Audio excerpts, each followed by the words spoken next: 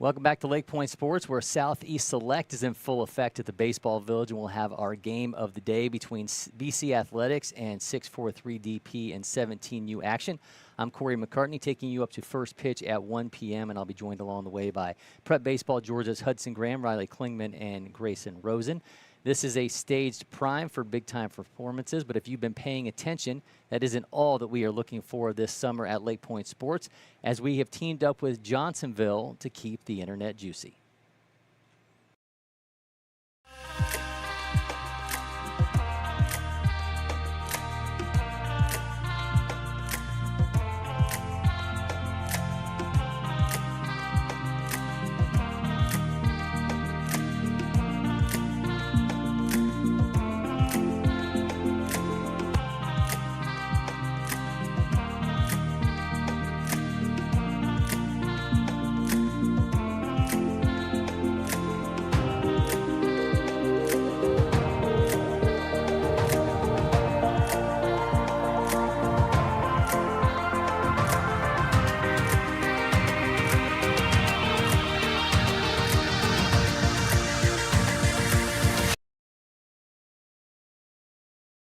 QR code on screen for more information on how you can make a submission. Head on over to LakePointSports.com or any of our social channels to access the submission form, and you can do your part again. Everyone is encouraged to share these moments. So if you're the one that spotted the activity, one performing the act, or the recipient of the good deed, there is something in it for everyone, and Johnsonville might just reward you for your behavior and or participation.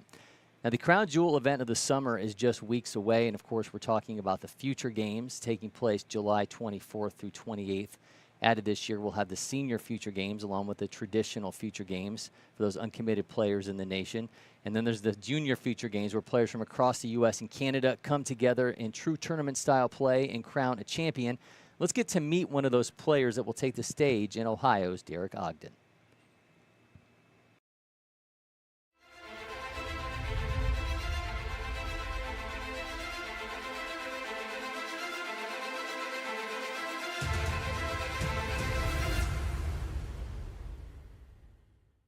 We are on the road to the Future Games presented by Publix. Cory McCartney, joined by Prep Baseball Ohio's Kyle Weldon, and we are turning our attention to the Junior Future Games, where Ohio will roll out a team that includes Derek Ogden, an infielder on his way to Hamilton-Baden High School. Kyle, tell me what you and your team saw in Derek that has him coming back to LakePoint Sports July 24th through 28th.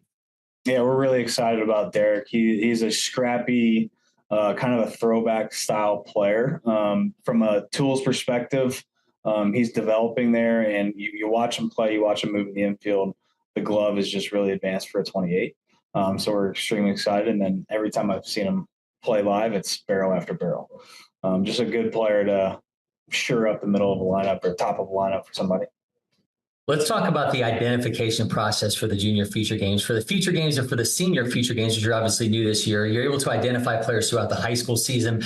You don't have that luxury for the juniors. How key are the showcases then in the early summer events in finding these players? Yeah, our Rising Stars events in the wintertime are huge for that. Just getting guys in front of us, allowing our team to have a chance to evaluate them.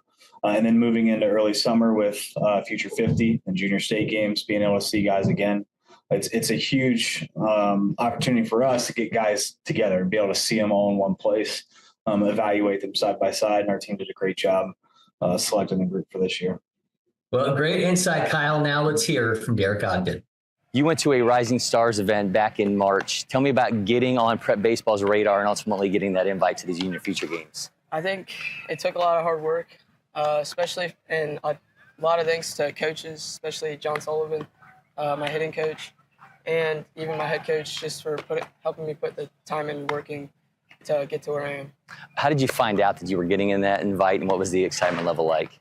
I found out I think it was like a Friday night, and it was pretty exciting though, because it's an opportunity that not many get, so.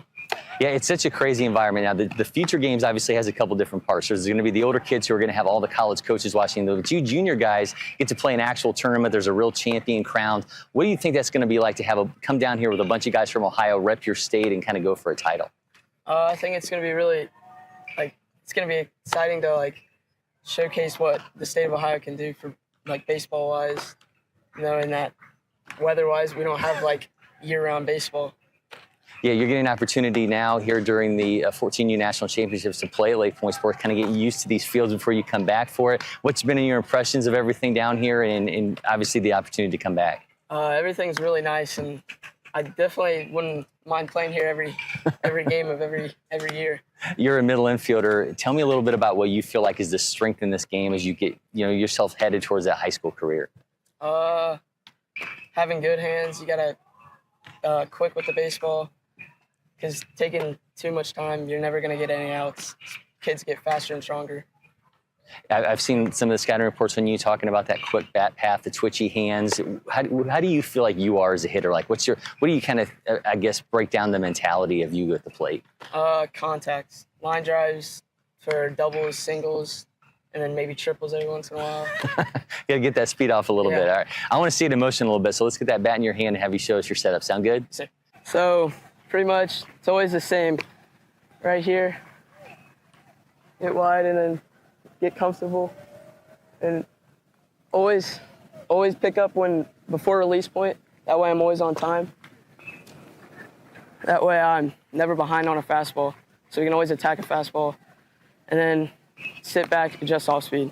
Derek, man, thank you so much for doing that. I appreciate it. We'll see you back here in the end of July for the junior feature games. And if you're not already, make sure you follow LakePoint Sports on all our social media channels. Hit that subscribe button on YouTube, and you'll get so much more happening here on campus.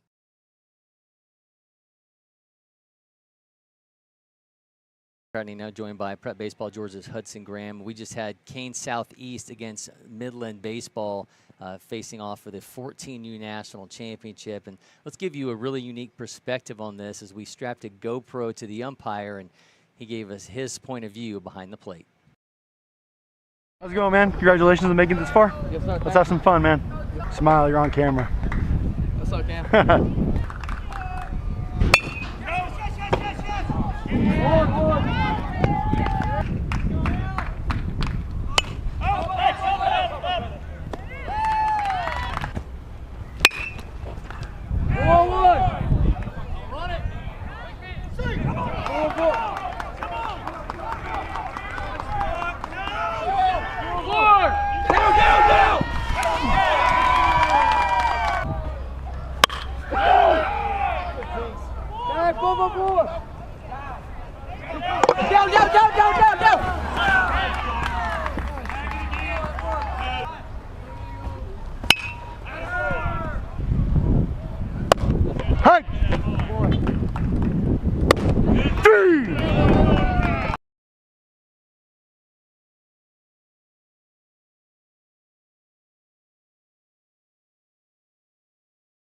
Take a look and see how these teams are going to roll out today as we have BC Athletics going against 6'4", 3 DP and 17U play here from Southeast Select. BC Athletics going to lead off with Tyler Bennett, followed by Cameron Cooper, Alex Ditmore, Isaiah Whited, Sammy Green is going to be the right fielder, Cole Wessel, the pitcher, hitting 6th. Landon Wells, the second baseman, hitting 7th. Cole Hendrickson, the catcher, hitting 8th. Mac McCord, the left fielder, will hit 9th. Meanwhile, for 6'4", 3 DP, Mason Gazaway, the left fielder, will lead off, followed by center fielder John Stutzer hitting 2nd. Grayson McCullum, the third baseman, hits 3rd. Aiden Zagarin, the extra hitter, hits 4th. Anthony Zarzana, the shortstop, hits 5th. Carson Zagarin, second baseman, will hit 6th. Brady McDonough, the designated hitter, will hit 7th. Carson Vick, the catcher, hitting 8th. Colin Manning, the right fielder, hitting 9th. And Ryan Zaporinik, the first baseman, will hit 10th. Isaac Brody will be on the mound for 6'4", getting started momentarily here, and we'll join you again when we get started for first pitch.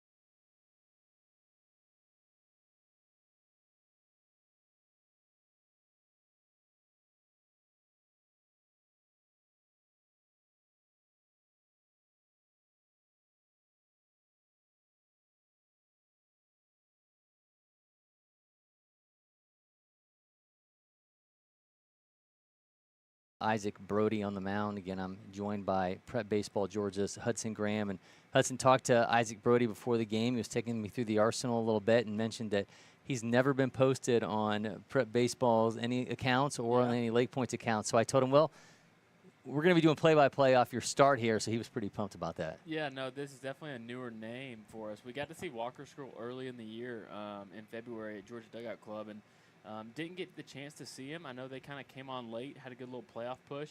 But, yeah, this was definitely a name that I was excited to see for 6-4-3. This is a lineup that I know 1 through 9, 1 through 10. Really talented group, one of my favorite 17U teams we have in the state.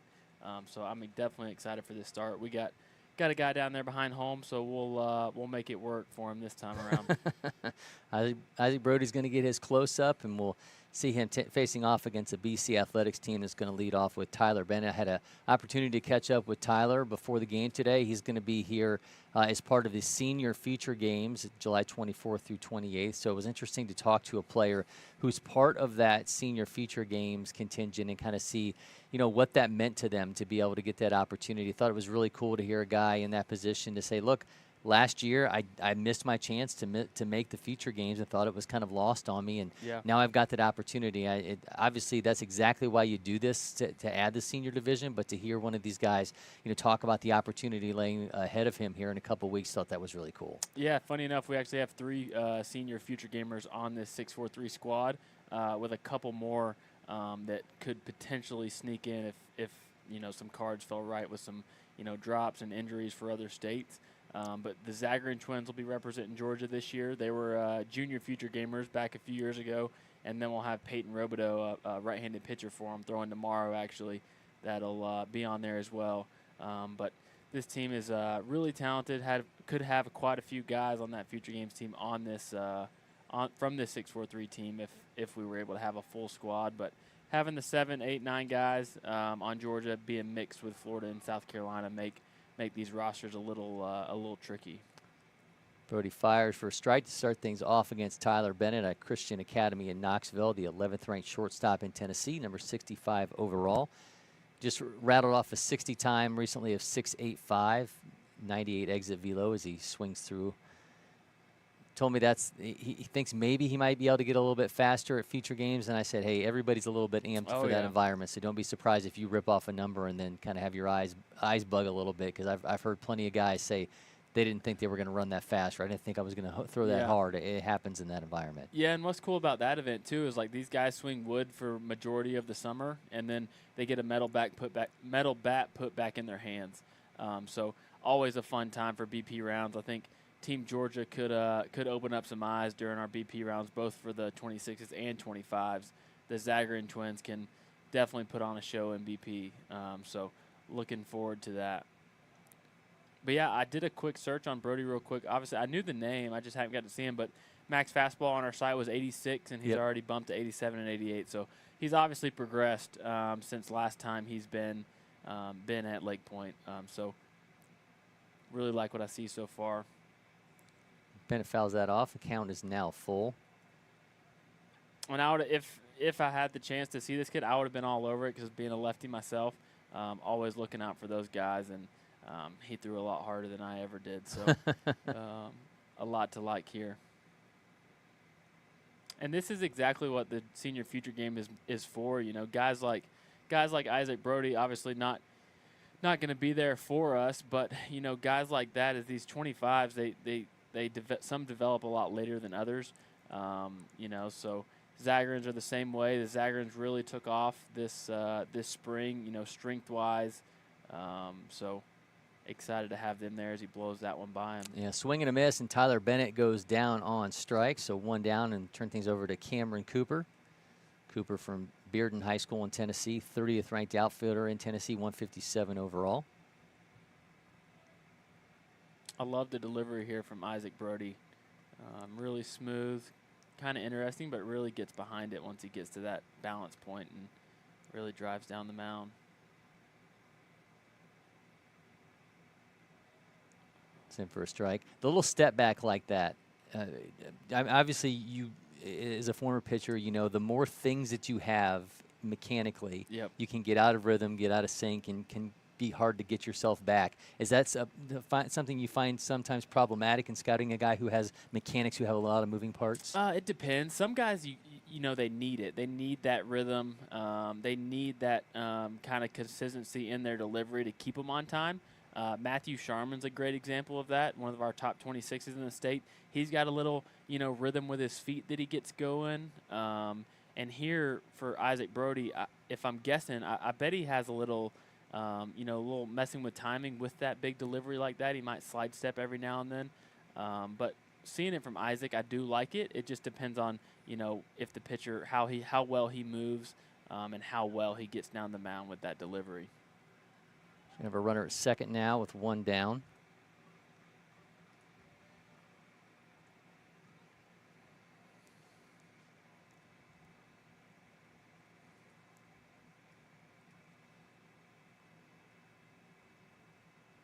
And misses. Assuming we have a clean outing here from Isaac Brody, I would say the old Twitter post will get out on him. We'll have quite a few quite a few bookmarks on it with an upper 80s uncommitted 2025 lefty.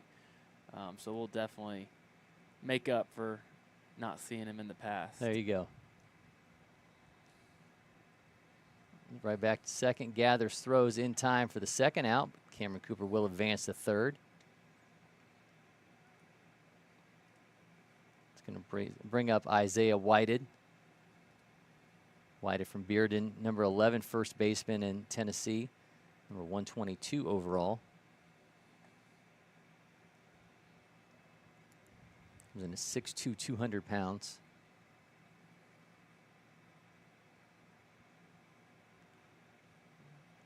He's got to run it at third with one out. Whited right up the middle as that one gets through. It's played the first run of the game, so Isaiah Whited comes through with an RBI single that almost just went through the wicket. I think that's technically a nutmeg we nearly had there of Isaiah Brody.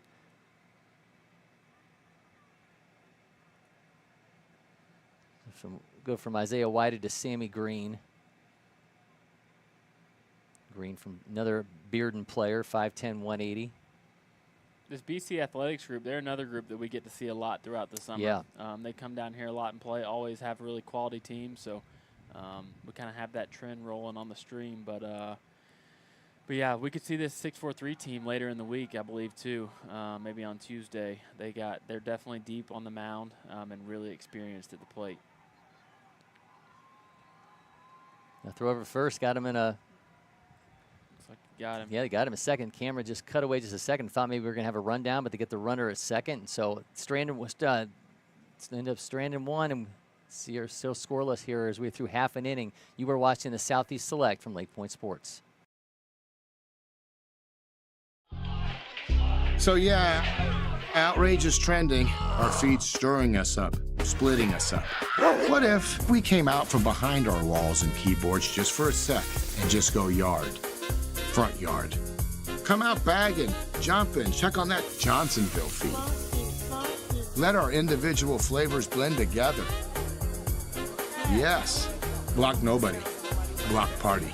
Keep it juicy.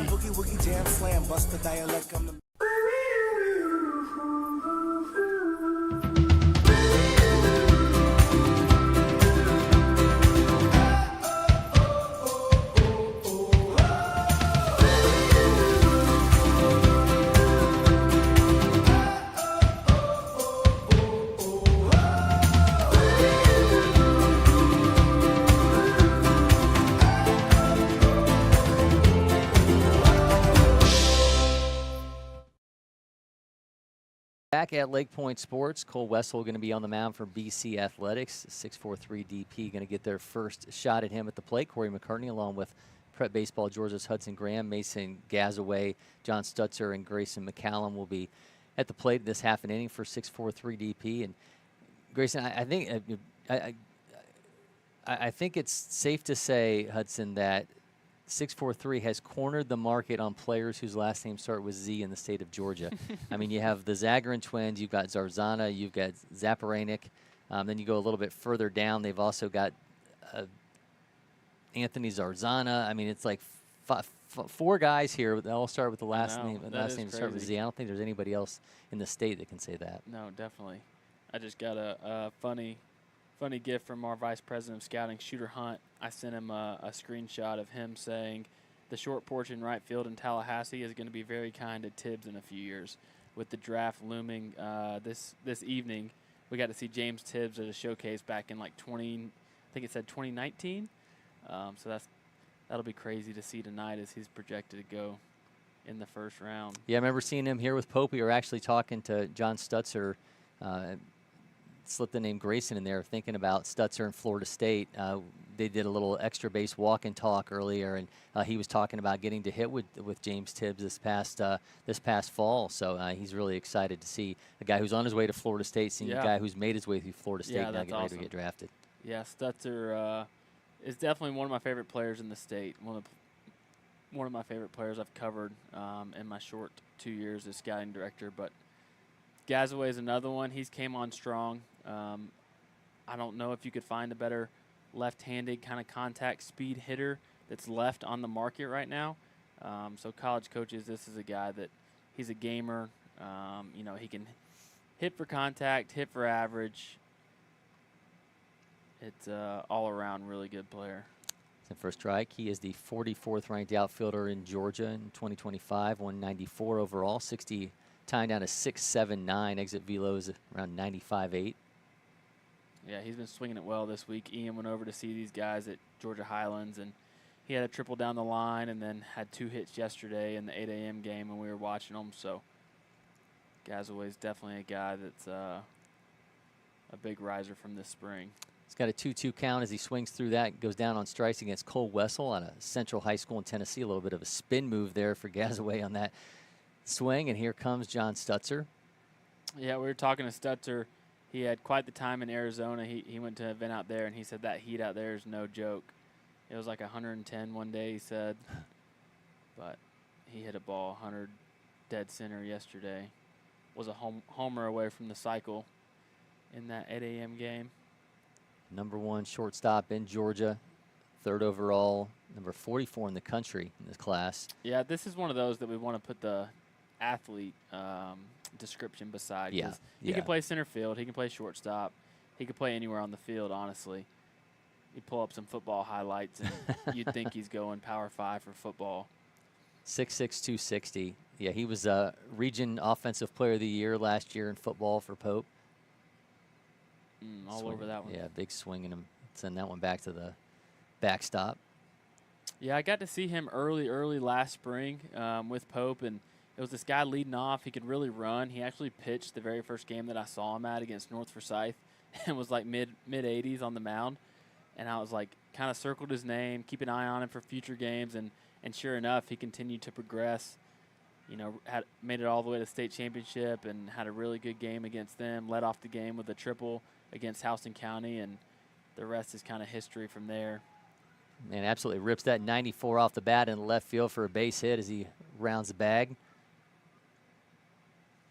A violent swing at 94.9 to get himself at first. Yeah, strong. Hit 104 the first day of the tournament with Wood.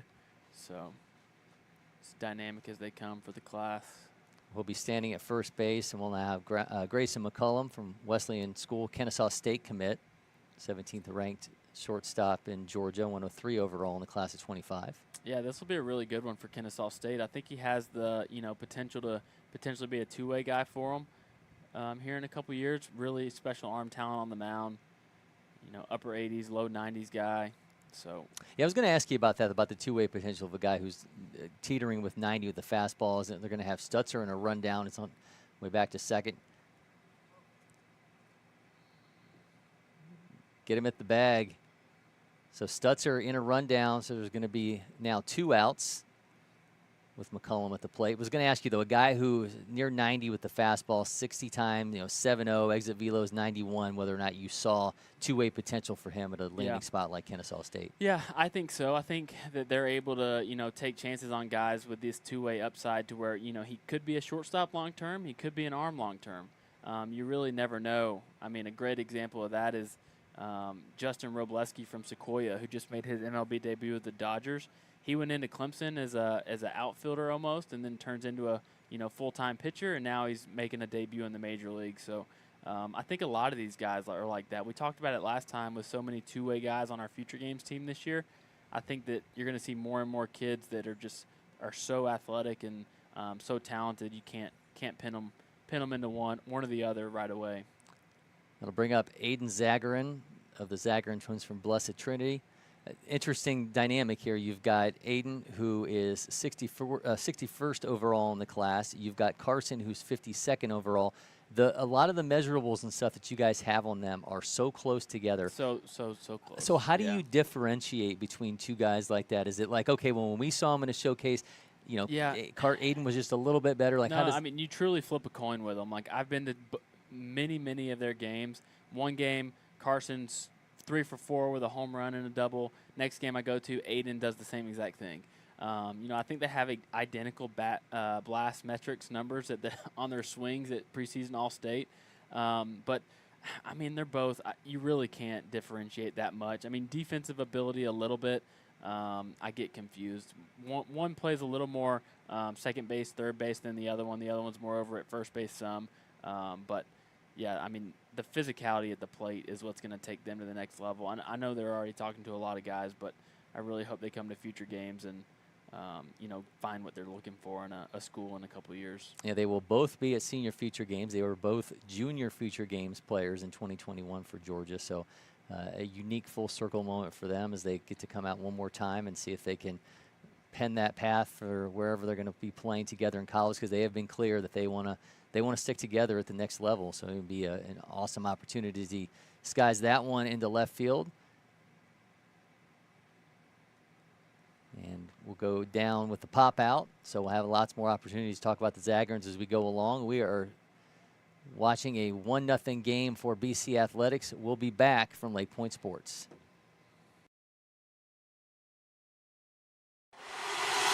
Next.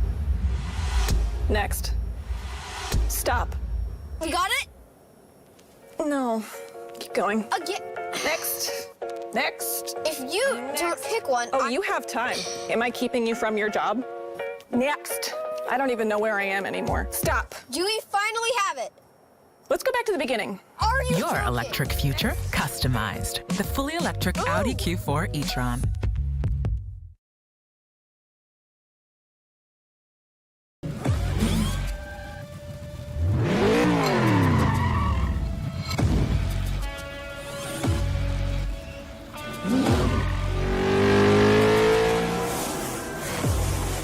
Making every second count. That is how I live.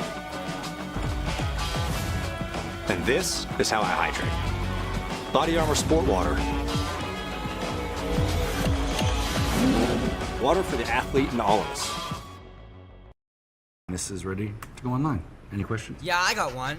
How about the best network imaginable? Let's invent that. That's what we do here. Quick survey. Who wants their internet to work pretty much everywhere? And it needs to run smooth, like super smooth. Hey, should you be drinking that? It's decaf. Because we're busy women. We don't have time for lag or buffering. Who doesn't want internet that helps AI do your homework even faster? Come again? Sorry, what was that? Introducing the next generation 10G network, only from Xfinity. The future starts now. To LakePoint Sports as we move along to the second inning in our game of the day from Southeast Select play here between BC Athletics and 6'4" DP. BC Athletics leading 1-0. Cory McCartney joined by Prep Baseball Georgia's Hudson Graham. Isaac Brody still on the mound for 6'4" as he comes out for another inning, and he will be facing Sammy Green, Cole Wessel, and Landon Wells for BC Athletics, as we saw Sammy Green at the plate during the first inning, and a bat that ended with a run thrown out at second base. So we'll see what he does with his technically second look here at Isaac Brody.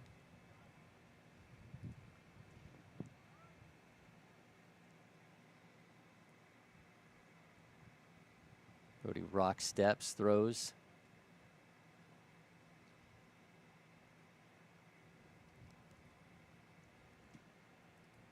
And Green will be followed by Wessel and Wells.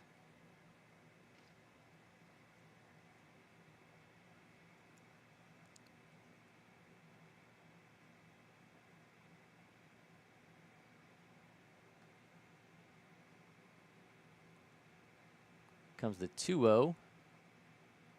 makes it 3-0.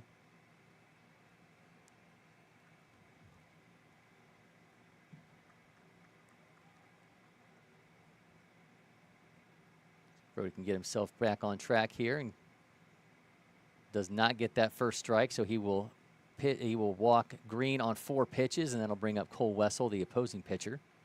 Yeah, sometimes he's all over it there. Sometimes you just need to reset with maybe a breaking ball or a changeup. Get that fastball back in there, but all around the zone there. We'll see if he can get back in there right here. Throw over to keep Green on check. Yeah, this 6-4-3 Cougars team, they're filled with uncommitted 25s. I mean, they got a couple of committed guys, Grayson McCollum. Yep.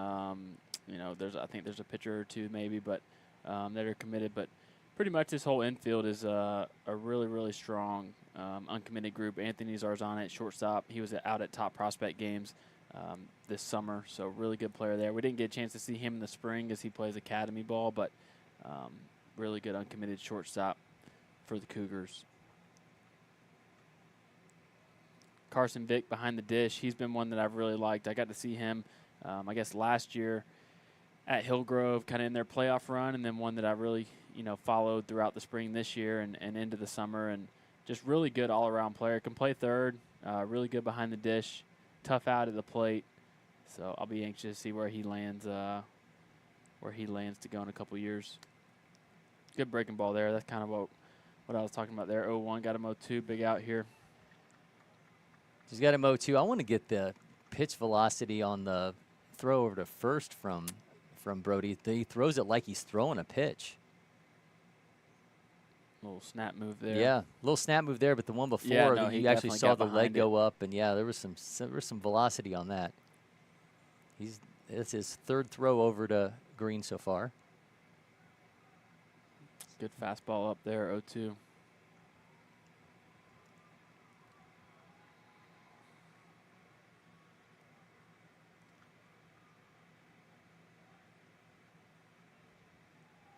So 0-2 is the count. Brody delivers. Watches strike 3. He goes down on strikes. Nice piece of pitching there from Isaac Brody for his 2nd K. Go from Cole Wessel to Landon Wells. Landon Wells, the 5th-ranked second baseman in Tennessee, 106 overall. Exit velo's at 89.3. Bat speed a little over 70. Also gets on the mound, where he's into the low 80s. I guess you mentioned a couple of these guys will square off here in a few weeks. I think Tennessee's with, I guess, technically the Deep South maybe for the 17U future games. So I think we'll get a chance to play them. So a couple of these guys will get to play each other again here in a few weeks. Yeah, Bennett, the lone player on this BC Athletics team that will be back for future games, is Edison for a strike.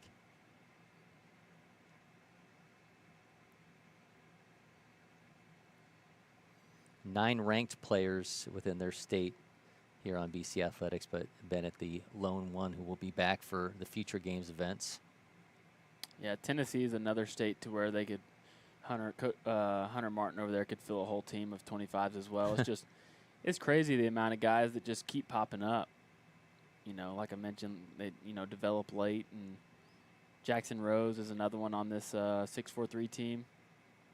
Had Tommy John a couple years ago with Etowah. Good throw there by Carson Vick. Yeah, nice job by Vick taking Green down, and he was probably wondering if somebody had something against him. I think they threw over to him 4 times, eventually get him trying to swipe second.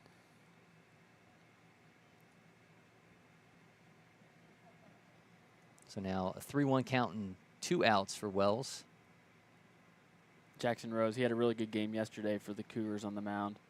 Like I mentioned, he missed a year with Tommy John at Etowah, but got to throw a good amount this year and has been throwing really well this summer. So I'll be excited to see him out at the future games here in a couple weeks. So Wells walks, and that brings up Cole Hendrickson, the catcher. Hendrickson, William Blount High School out of Tennessee. Pop time's down to 195. Catcher velo at 74, but we're going to see him at the plate obviously now, where he's got exit velos just right around 90 miles an hour. Sends that one back foul.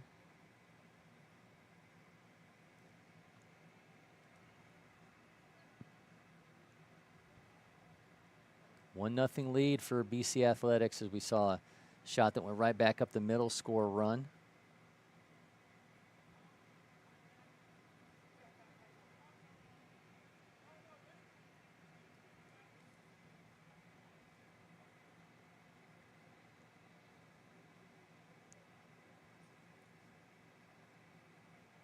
Missed by Brody, runs it to 1-1. Yeah, that curveball looks like it's just getting away from him a little bit. He's landed a couple of really, really good ones. I know he's trying to spin that thing really, you know, pull down really hard on it, so just can't get a really good grip on it. Holds back, makes it 3-1. No, excuse me, 2-1. Getting a little ahead of myself here.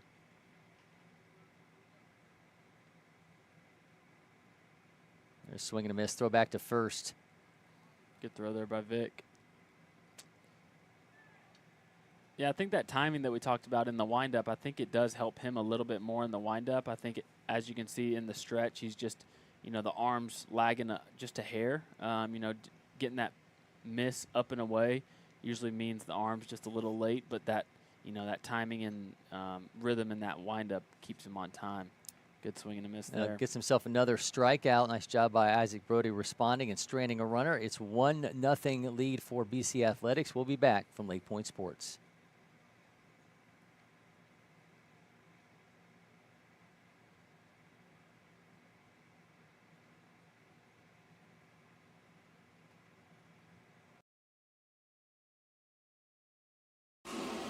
Where is it written? Only grill burgers? Nowhere. That's where.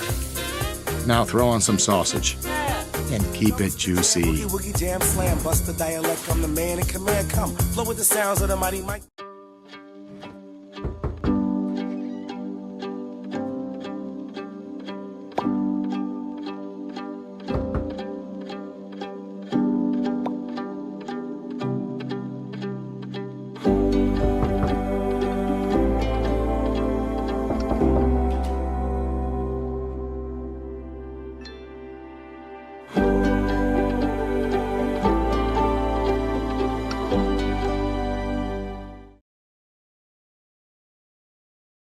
Back at LakePoint Sports, our game of the day from Southeast Select Pool Play in 17U action. BC Athletics against 6'4" DP. Cory McCartney joined by Prep Baseball Georgia's Hudson Graham. We're going to see Anthony Zarzana, Carson Zagarin, and Brady McDonough at the plate for DP Cougars as they try to respond and answer that BC Athletics run from the first inning. Yeah, we got a good little left-on-left matchup here between Isaac Brody and our BC arm here. That's Cole Wessel on the mound for BC, and out of Central High School in Tennessee.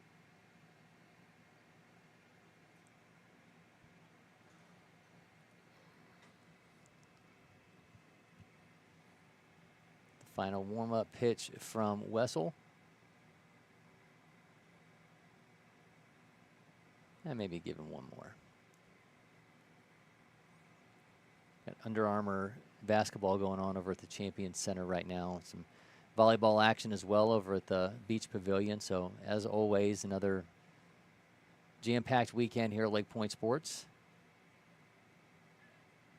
I popped over there just for a second the other day, and yeah, that Under Armour tournament always seems like a really big event over there. Yeah, these live recruiting period events for basketball are a smorgasbord for the coaches to come here and see talent from all over. So a nice opportunity for these guys to show out, just like we've been talking about what will await these baseball players here in a couple weeks, especially for the 2026s when they're able to be in contact with recruiters as of August 1st. And we'll see the floodgates open and guys committing like crazy coming out of future games. Yeah, it's definitely interesting for these college coaches to navigate. You know, them bringing in almost full recruiting classes almost and from the transfer portal. These 26, I think 26s may be okay. I think, you know, the 25 group, I think it, you know, will come into effect a good bit, especially some of these uncommitted guys. But the thing is the guys that they don't find in the transfer portal, they're going to be committing for 25. So Zarzana skies that one into right field and caught for the first out. Now we get look at Carson Zagrin. Carson, the 52nd ranked player in Georgia to his brother's 61st. Yeah, Carson's playing second today. He can also play over on the corner. Aiden plays a little bit more first base, but I mean, long term, you know, you never know where they end up. I think they're going to keep themselves in a lineup just with the way they can swing it. So, you know, they can end up on a corner outfield spot. I think they're really athletic. They both were pretty good pitchers back junior future games, 14U year. So, we'll see. Big hack to make it 1-1. That Blessed Trinity team, they're going to be a tough team to beat next year. I think they're going to be, you know, got put out a little bit earlier the state playoffs than they would have liked to, but I think they'll be back and really, really strong next year. Russell loses his handle on that one, makes it 2-1.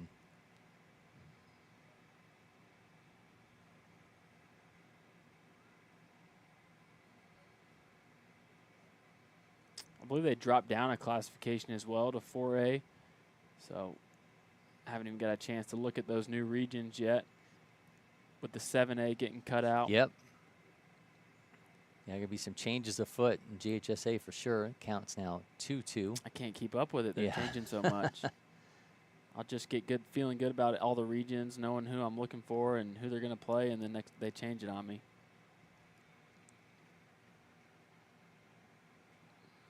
Count is now full to Carson Zagrin. He's got Brady McDonough in the on-deck circle.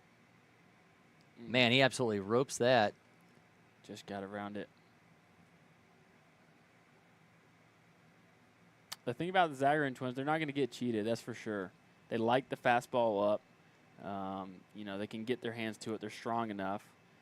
When they get the barrel out in front, it's going to go. But they stay through the middle of the field. I've seen a couple home runs for both of them throughout the high school season, but, you know, just really good approaches at the plate. It's hit squarely in the back, so he's on his way down to first base. So now we'll see Brady McDonough with one on. Yeah, McDonough here, another really good uncommitted left-handed bat in the 6'4" lineup. 5'11", 160-pounder out of Alpharetta.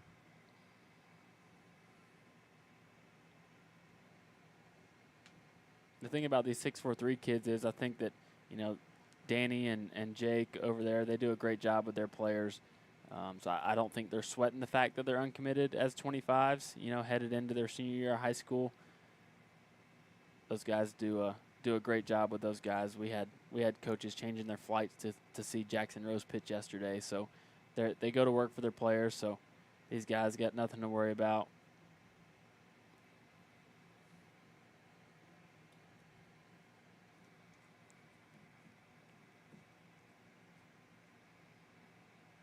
Go with a 1-0 count to McDonough.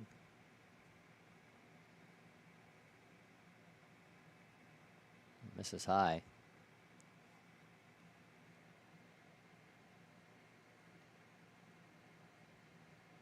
Carson Zagrin with a 60 time around 7-2, a little behind his brother, but obviously still a threat on the base pass. Yeah, good first step. They both move well. So with a good lead and a good jump, they can definitely steal some bags.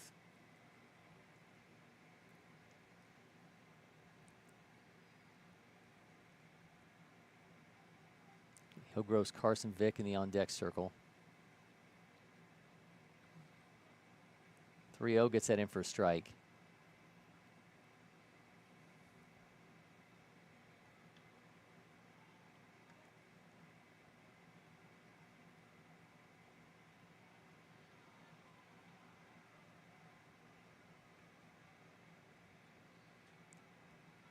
Holds back, but runs the count full. Yeah, tough pitch there, especially for a lefty, that left outer half.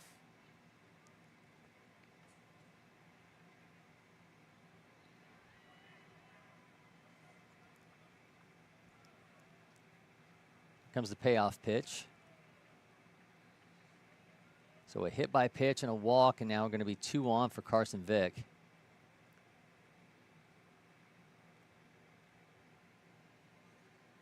Vick, the 9th ranked catcher in Georgia in 25, 96 overall. Got a chance to get 6-4-3 on the board with 1 down here in the second. Yeah, Hillgrove, they're putting together, they got some young guys coming up, so I think that they should be in for a strong 24-25 season. They were kind of one of my dark horses last year that kind of snuck in and ended up having a really good year. Avery Wilson's another senior with Carson that kind of lead the way for them, but they got quite a few younger guys coming through the system, so they'll be a fun group to watch next year.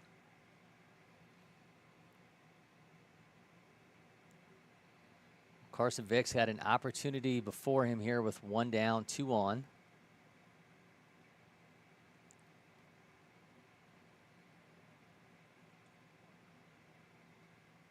Wessel fires down the middle for strike 1.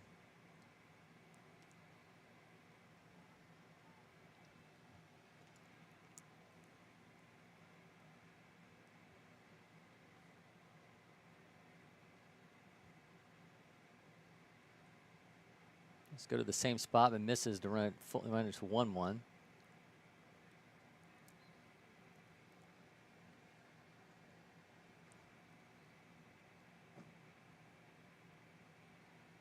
Delivers. Vic jumps on this one, sends it to short. Gathers, throws the third for 1 out. To jump out of the way. Good play there by the shortstop. That's a play they don't always, get a chance to make every day. So good job getting his feet set and making a good throw there. Had plenty of time.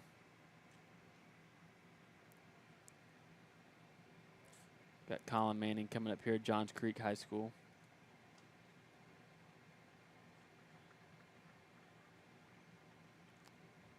Manning, outfielder, left-handed pitcher. I got to see him maybe once or twice this year, actually against Blessed Trinity, I think. We're going to get our courtesy runner for Vic.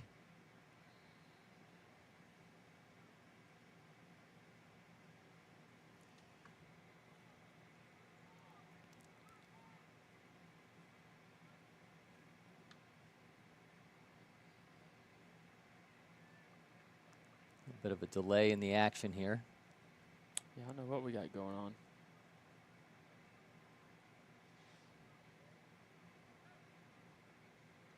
Unclear if somebody's already warming up for BC and they're just trying to give a little bit of extra time for some warm-up pitches, or just some other delay in action.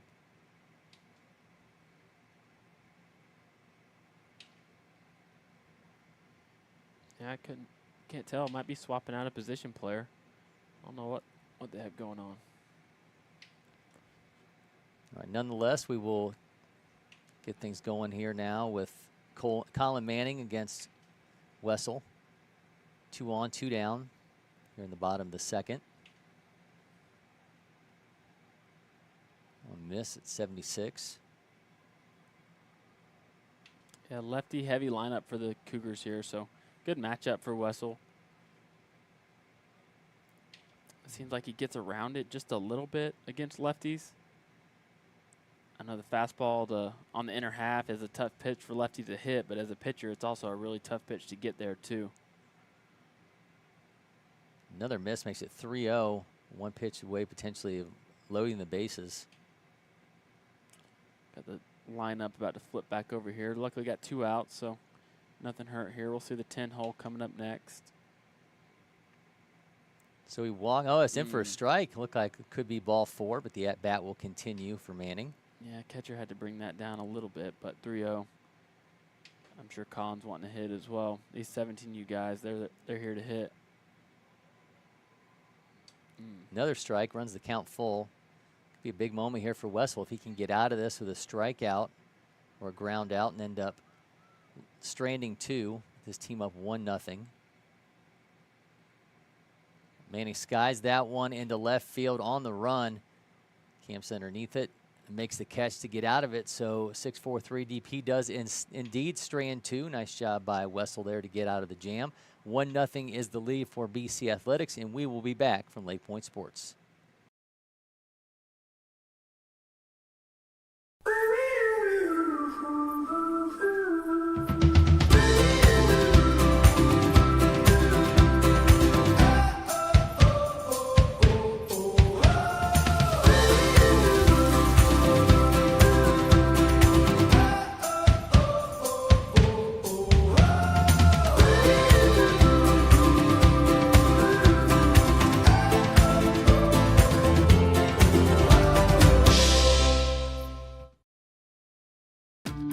Windscreen Factory, more than just windscreen.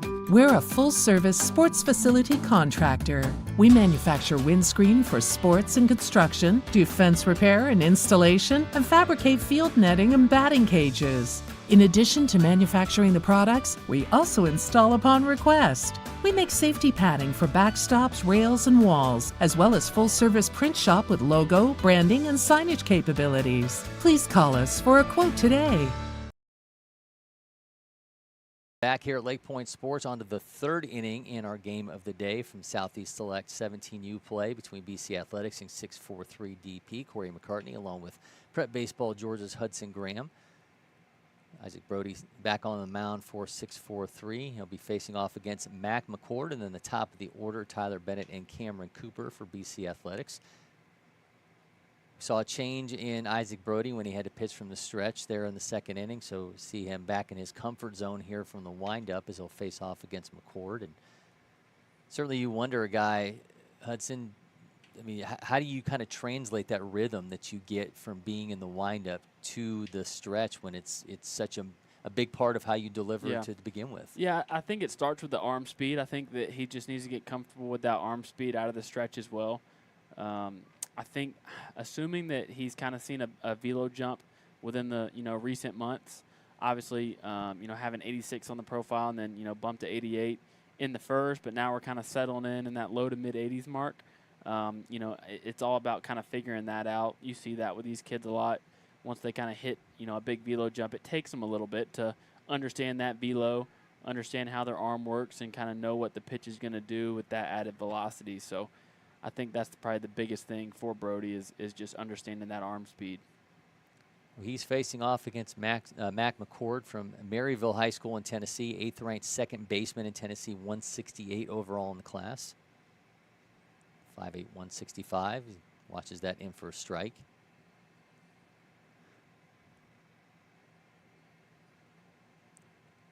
Two hits for 6-4-3 so far, one for BC Athletics, but they've made it count as they lead 1-0.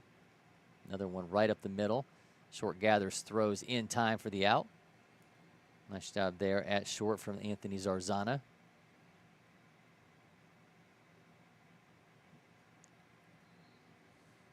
Got to make a quick throw there. He was hustling down the line.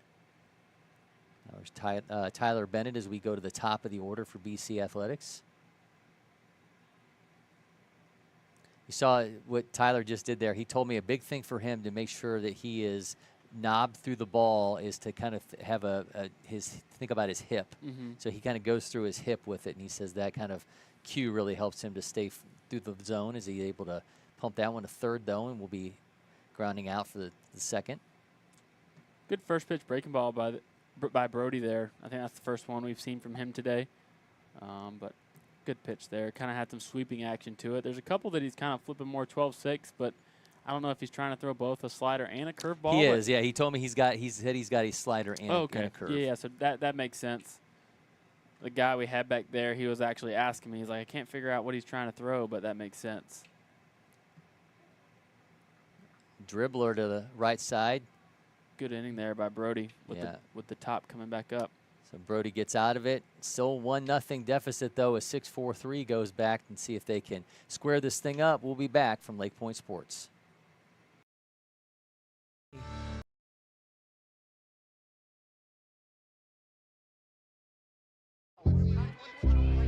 So yeah, outrage is trending. Our feet stirring us up, splitting us up. What if we came out from behind our walls and keyboards just for a sec and just go yard? Front yard.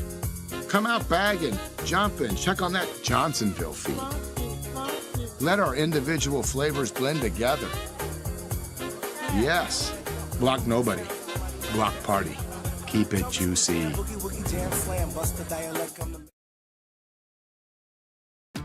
The Windscreen Factory, more than just windscreen. We're a full-service sports facility contractor. We manufacture windscreen for sports and construction, do fence repair and installation, and fabricate field netting and batting cages. In addition to manufacturing the products, we also install upon request. We make safety padding for backstops, rails, and walls, as well as full-service print shop with logo, branding, and signage capabilities. Please call us for a quote today.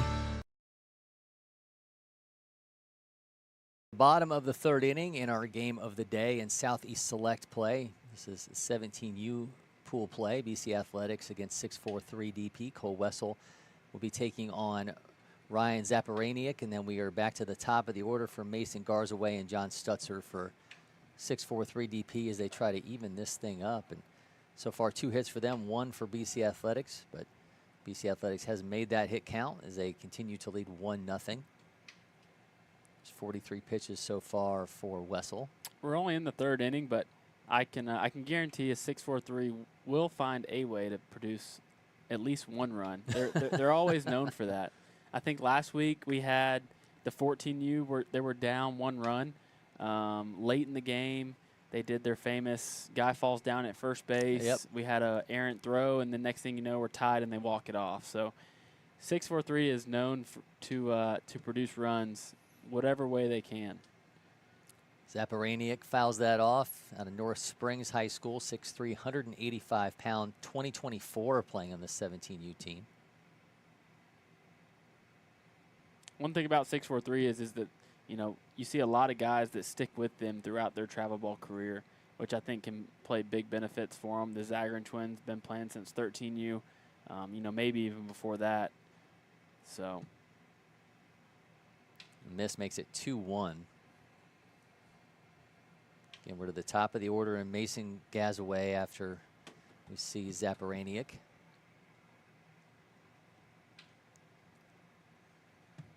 He's swinging, skies that. Third base underneath it. Takes his time, he's got it. So it'll be 1 down. Alex Ditmore hauls that one in.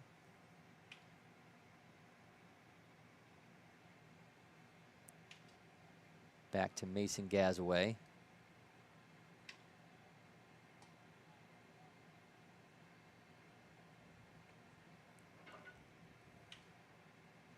Gazaway 60 time of 6.79.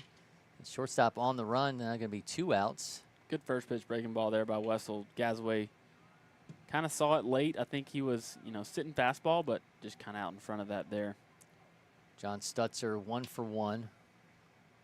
Roped one into left field in his first at bat. Yeah, good tournament for Stutzer so far. Home run short of the cycle yesterday. I think we'll get to see him back-to-back weekends. So back for 17U National Championship next weekend. Yeah, they should be. I believe so. It'll be a fun one leading right into the feature game. So we'll have the championship game a week from Tuesday in the 17U division. This is to make it 2-0. Yeah, we'll get going on Wednesday with that. Not our typical schedule that we've had the last few weeks. Kind of threw me off a little bit, but always a big tournament for us to end the year before future games. Now 3-0. Yeah, you don't want to walk Stutzer. He'll be on second here shortly if we do get the walk here, especially with 2 outs and the 3-hole coming up. I would say he'll be running. 6.62 in the 60. Yeah, and Stutzer's one of those guys that you can talk about game speed too. He's just like, obviously he's got the tools. He can showcase all the tools, you know, with the best of them, but something about in-game, he just ticks it up another notch. So I wouldn't be surprised if we see early movement from him. But obviously with that lefty move, might be able to keep him at bay. Well, they got him into a rundown last time. Yeah, they did get him. Yep, for sure. They kind of got him in no man's land with that catcher, but on this lefty, I think you got to go first move, and there he goes. Yep. Yeah, easily taken off. Cole Hendrickson was in his second position, but mattered nothing as Stutzer just easily got second base.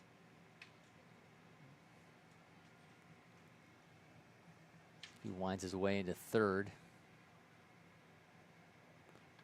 Guy this fast, a little bit harder move for the catcher, the pitcher to try to get him at third, and he's taken off.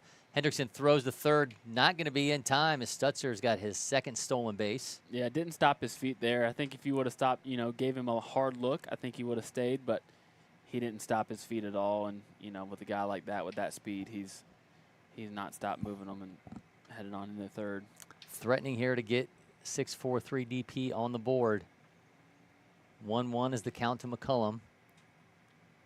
Ropes that one, 94 off the bat. I think he knows it's gone.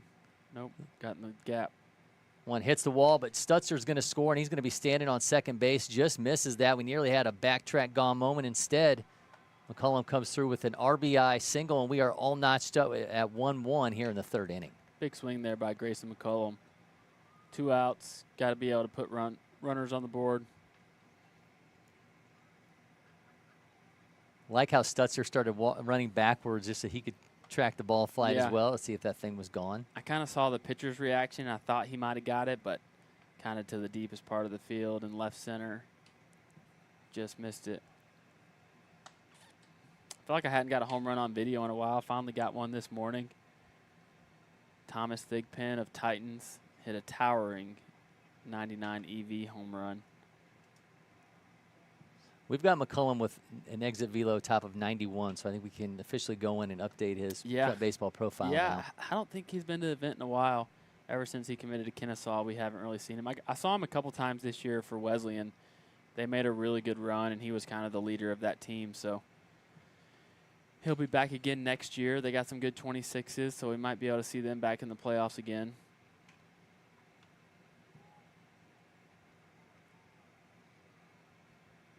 Now we get Aiden Zagarin. It says Carson on the scoreboard, but do believe that go off the, this is Aiden Zagarin. Carson's going to bat a little bit later. I think we got things a little bit flipped in our digital lineup.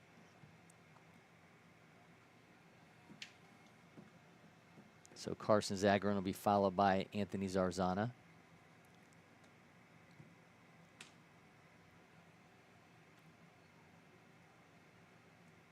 Carson 0 for 1. Pitch recognition for both these guys, I think, is a really big trait for them. They see pitches really well. They don't strike out a lot. Yeah, I knew he was sitting at 2-0 for sure, looking for a pitch to hit. Wessel's got him 2-1, working very quickly. Gets away from Hendrickson.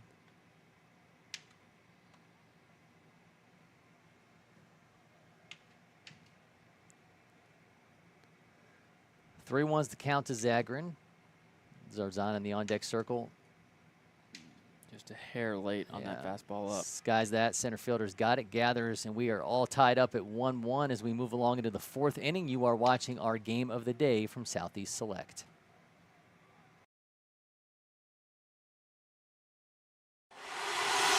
Next. Next. Stop. You got it? No. Keep going. Again. Next. Next. If you don't pick one. Oh, you have time. Am I keeping you from your job? Next. I don't even know where I am anymore. Stop. Do we finally have it? Let's go back to the beginning. Are you Your joking? electric future customized. The fully electric Audi Q4 e-tron.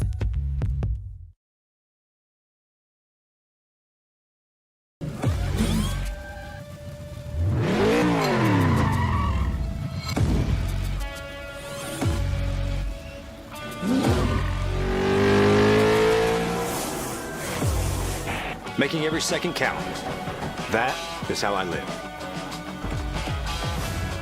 And this is how I hydrate. Body Armor Sport Water. Water for the athlete in all of us. This is ready to go online. Any questions? Yeah, I got one. How about the best network imaginable? Let's invent that. That's what we do here. Quick survey. Who wants their internet to work pretty much everywhere? And it needs to run smooth, like super smooth. Hey, should you be drinking that? It's decaf. Because we're busy women. We don't have time for lag or buffering. Who doesn't want internet that helps AI do your homework even faster? Come again? Sorry, what was that? Introducing the next generation 10G network, only from Xfinity. The future starts now.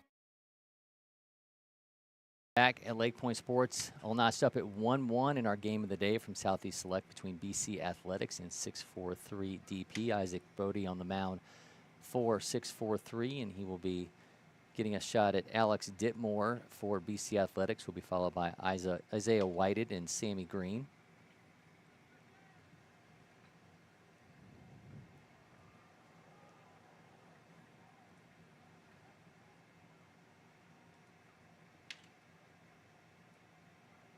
I know you always have some stuff teed up for the draft. Many guys played here throughout? Oh, yeah. We've got 30-plus guys Nice. so far, I mean, including Charlie Condon, who could, I don't know that he's going to go number one in this draft, but certainly a threat to be number one pick by the Guardians. But, yeah, I mean, you go on and on and on, the number of guys who, we've seen come through here. I mean, it's really kind of staggering. I mean, even the guys when you think about, the ones that have gone on through the college ranks. But, I mean, of course, Connor Griffin, who was Prep Baseball's National Player of the Year. We had Connor here many times playing for Knights Nation along the way. Caminetti, he was All-American, right? Yep, All-American just game on guy. and on and on. I mean, there's so many guys that made their way through here. Think about even guys like, Gerangelo Sigenti at Mississippi State, the ambidextrous pitcher. Had him here. Was actually on the same team with Karsten Sabathia. So he walked to Ditmore. So yeah, we'll have a number of those. I was talking to Shooter Hunt last week when we were getting ready to do a Coffee and Curveballs episode, and I think he's just ready for this next couple days to be over so he can kind of just exhale.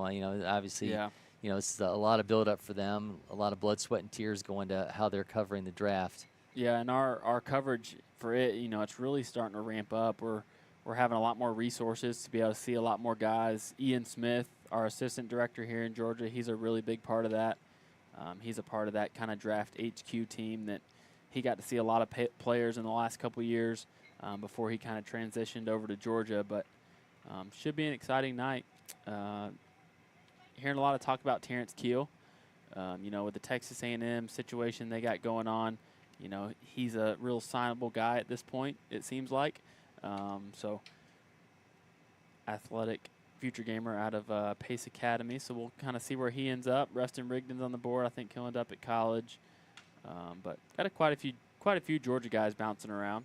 It's actually going to be it for Isaac Brody. Surprisingly, he's going to be exiting here in the 4th inning after 40 pitches. It allowed just one hit. Be interested to know the thought process as he exits. Yeah, going to be a nice crop for sure, and it really does open your eyes to the amount of guys who do come through these doors here at LakePoint Sports that ultimately end up getting to hear their names called. It may be that they went the college route instead of getting drafted right out of high school, but even a guy like I mentioned, James Tibbs, out of Pope, just like John Stutzer coming out of Florida State with Stutzer now a Florida State commit. We've had Tibbs here playing for Pope, and there's many times. A real opportunity. I think that Tibbs is going to be a first-round pick as well. So on and on and on with the number of guys that we've had here, and which kind of makes you that much more excited about an event like the Future Games, and you're thinking, okay, which one of these guys are we going to be thinking about in 3 years? Or 4 years, should they go to college, and having the same conversations about them? Yeah, I agree. And we had a good showing from Georgia guys in the MLB, the Futures, I guess is what they call their Futures games. Cam Collier from Mount Perrin actually took home MVP, had a big home run in the game, competed in the home run derby. He actually went to Chipola, I guess, a semester early. He did, yeah. And went down there and then got drafted out of there. So cool to see that. I actually went to Chipola as well, so always cool seeing those guys, progress and look like they're on a path to get to the MLB club. So our pitching change will bring us Paget Wilson from Riverwood International Charter School. Fastball right teetering on 80. Oh, nails him in the back of the neck. Similar to the Orioles-Yankees situation. Yeah. Not the same situation, but sure. same spot. Well, nasty pitch will give us runners at first and second. So a miss from Wilson. Now we'll have Sammy Green. Yeah, Isaac Brody didn't look like he was running into too much trouble, but obviously didn't like something about that leadoff walk.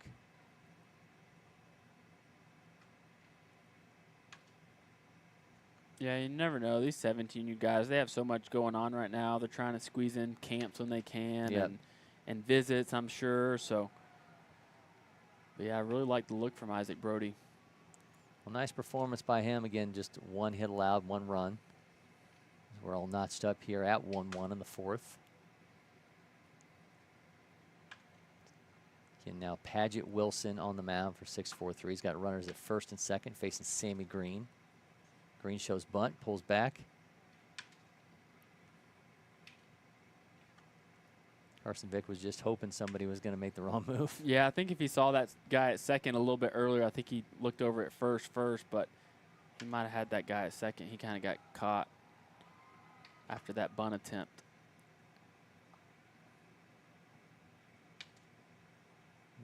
One the count to Green, shows bunt again, gets it down this time right in front of Vick, bounces back. A little backspin on it. Yeah.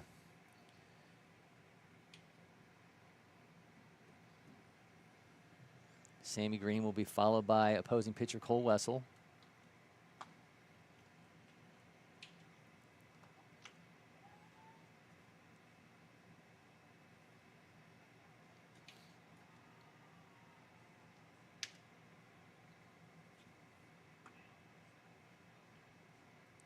The 1-2. Bounces to make it 2-2.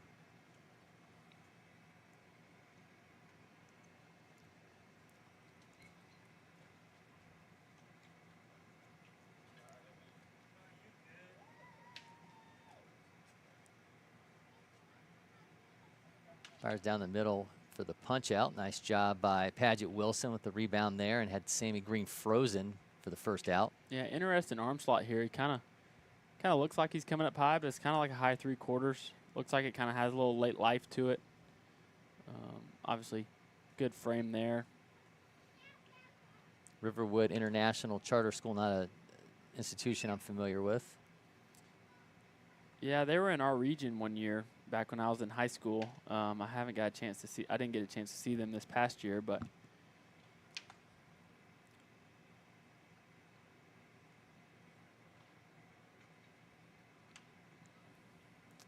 the 1-0 from Wilson.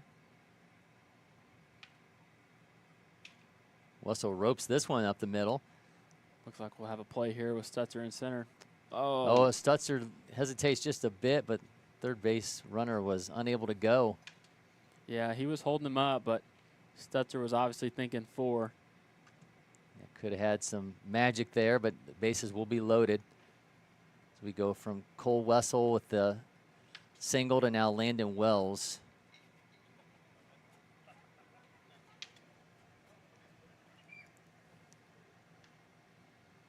Stutcher's been spending a lot of time both at short and in center.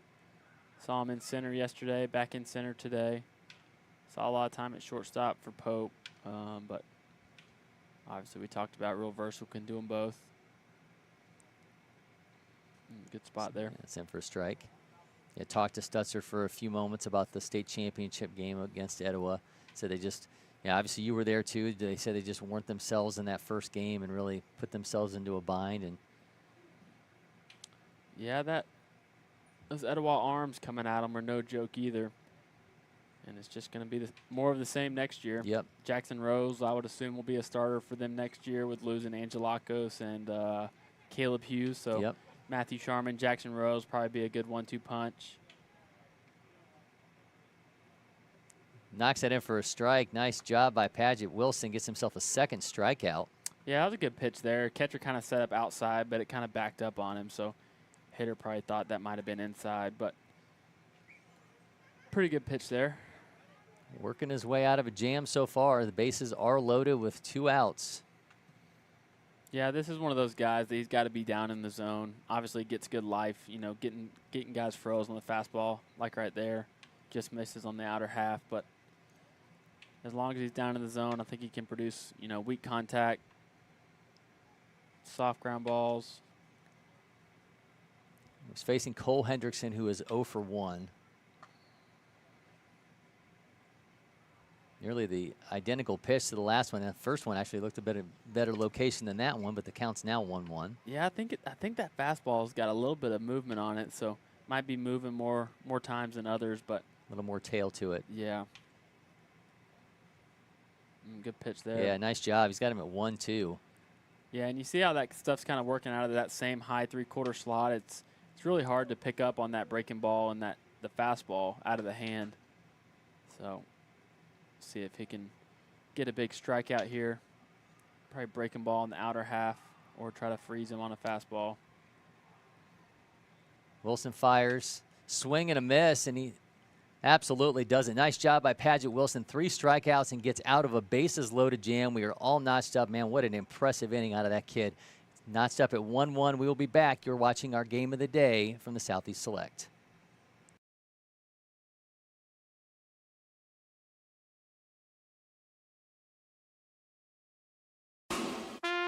Just burgers?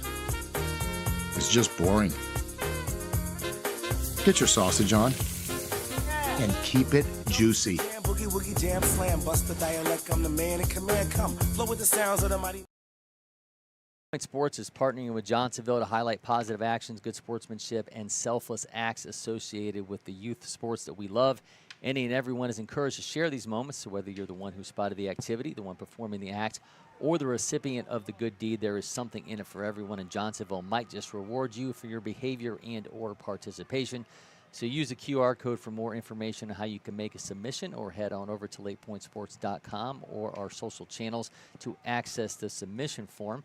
In a moment that exemplifies bringing the positive to the internet, here is CYO Braves Jeremiah McGeechee with a play so good the umpire had to give his appreciation.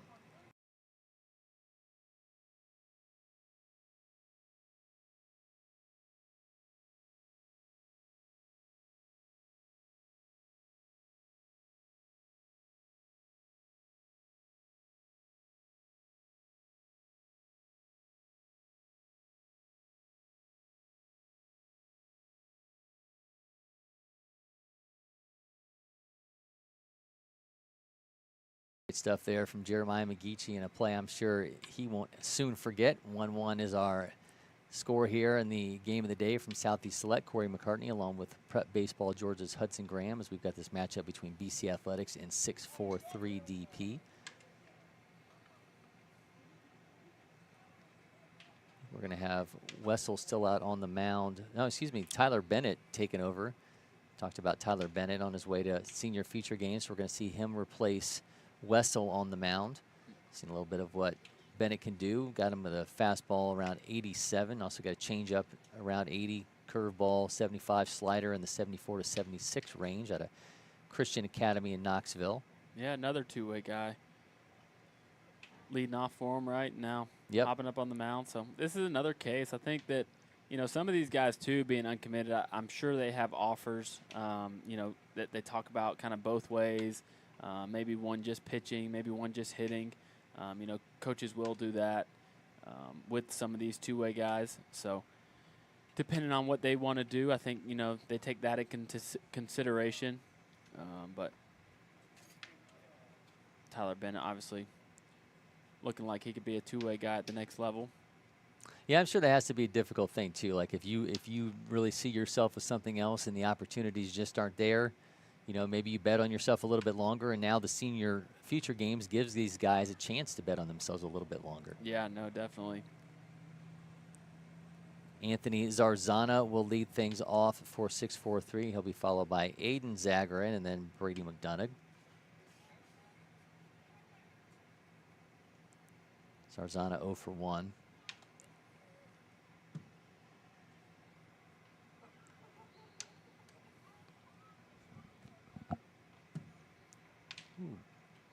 Well, looks like Bennett hit him.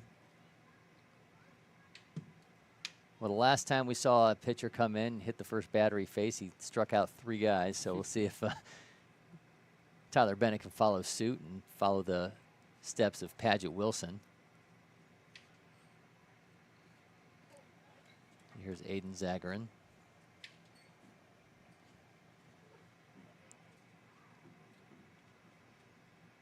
Skies that one.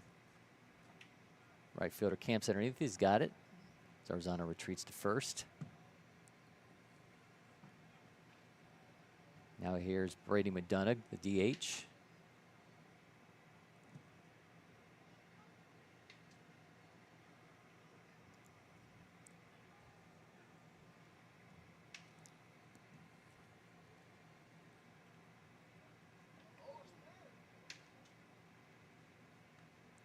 Ball gets away from the catcher. Zarzana makes his way to second.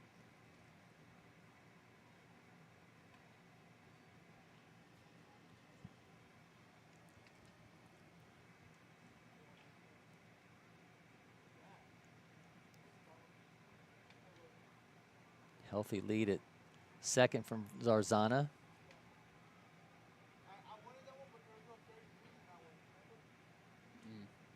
Brady was on that one, just missed it there. Good pitch, though, down in the zone. Low 80s.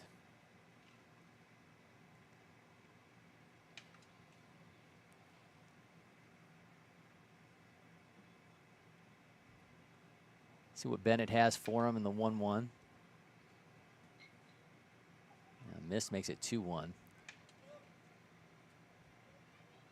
Yeah, you can tell that arm from, from playing the infield really translate on the mound here for Bennett. Has kind of a shorter, quick action.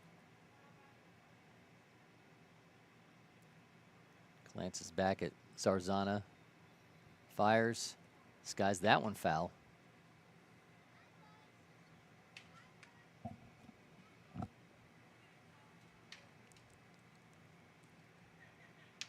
I know Carson Vick on deck is eager to get another shot with runners in scoring position.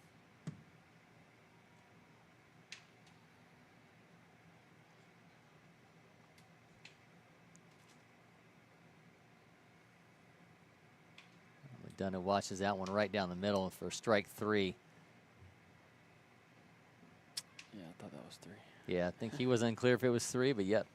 So he goes down on strikes, does Brady McDonough. We'll have a runner at second. The former Anthony Zarzana is now Carson Vick strides to the plate. Yeah, good breaking ball there. It looked like it kind of backed up a little bit, so I don't think it had the complete break that McDonough was looking for, but obviously a good pitch to freeze him up for the strikeout.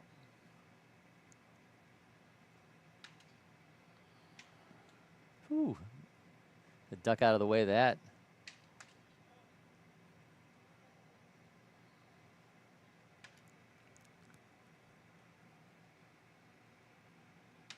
Bennett buzzes the tower to make it 1-0.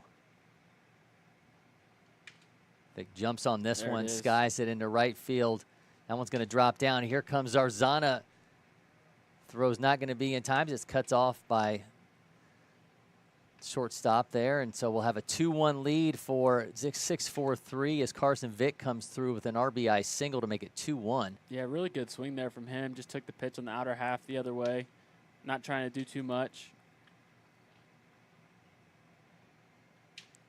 So from Carson Vick to Colin Manning.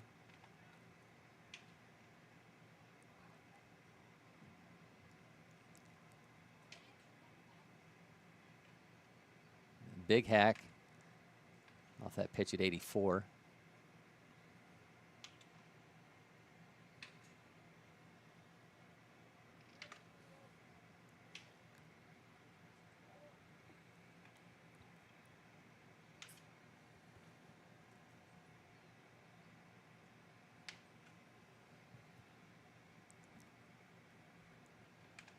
Now 4 hits or 6-4-3.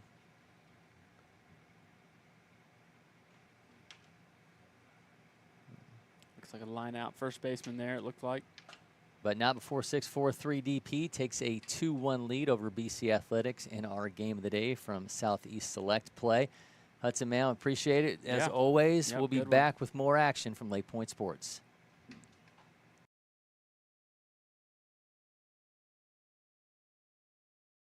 First one I picked up, I just liked it the best. And like I said, I tried a lot of different companies, a lot of different models, and I fell in love with Old Hickory for sure.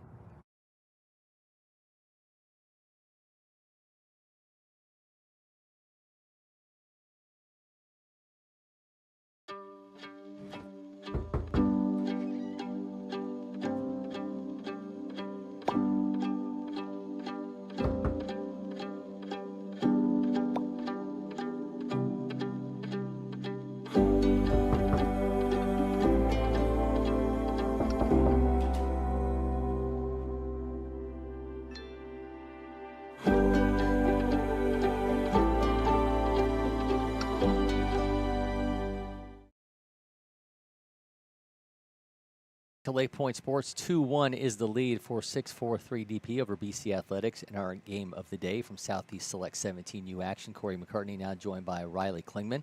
Paget Wilson will continue on the mound, came through with 3 strikeouts, left the bases loaded as he came in relief of Isaac Brody. And He'll now face off against Mac McCord, and then the top of the order, Tyler Bennett and Cameron Cooper for BC Athletics as they try to respond after 6-4-3 DP took a 2-1 lead in the fourth. And Riley, this is a deep 6-4-3 DP lineup, as Hudson Graham was talking about, and it just kind of felt like eventually they were going to find a way to take this lead. Now it's on BC Athletics to find a way to respond. Yeah, it definitely is. 6-4-3 kind of was messing around there early on the base path. Same thing with BC. We'll see if BC can kind of get something going here in the top of the fifth, especially with that top of the order coming up. Yeah, Paget Wilson, I mean, guy walked into a tough situation, kind of hits the first batter he sees, then winds up with the bases loaded and just decides to strike 3 guys out. And as Hudson was talking about, the late run on that fastball and that arm angle makes for a really tricky situation for a batter. A swing and a miss makes it 2-1. Yeah, Paget Wilson, he's also not going to blow you away on the mound, but he, like Hudson said earlier, he utilizes that late life on that fastball to really keep you on your toes as a hitter. 2-1 count to McCord. That's going to get him. So if this follows suit the last time, he's now going to get 3 strikeouts. So his second hit by pitch as McCord makes his way down to first base, and we're now back to the top of the order, and Tyler Bennett, who is now taken over on the mound for BC Athletics. Yeah, Tyler Bennett's 0 for 2 with a strikeout in the first inning on a 3-2 count. He did a great job in that first inning to work the count against left-hander Isaac Brody, who topped out at 88, and then he grounded out to third base in his second at bat.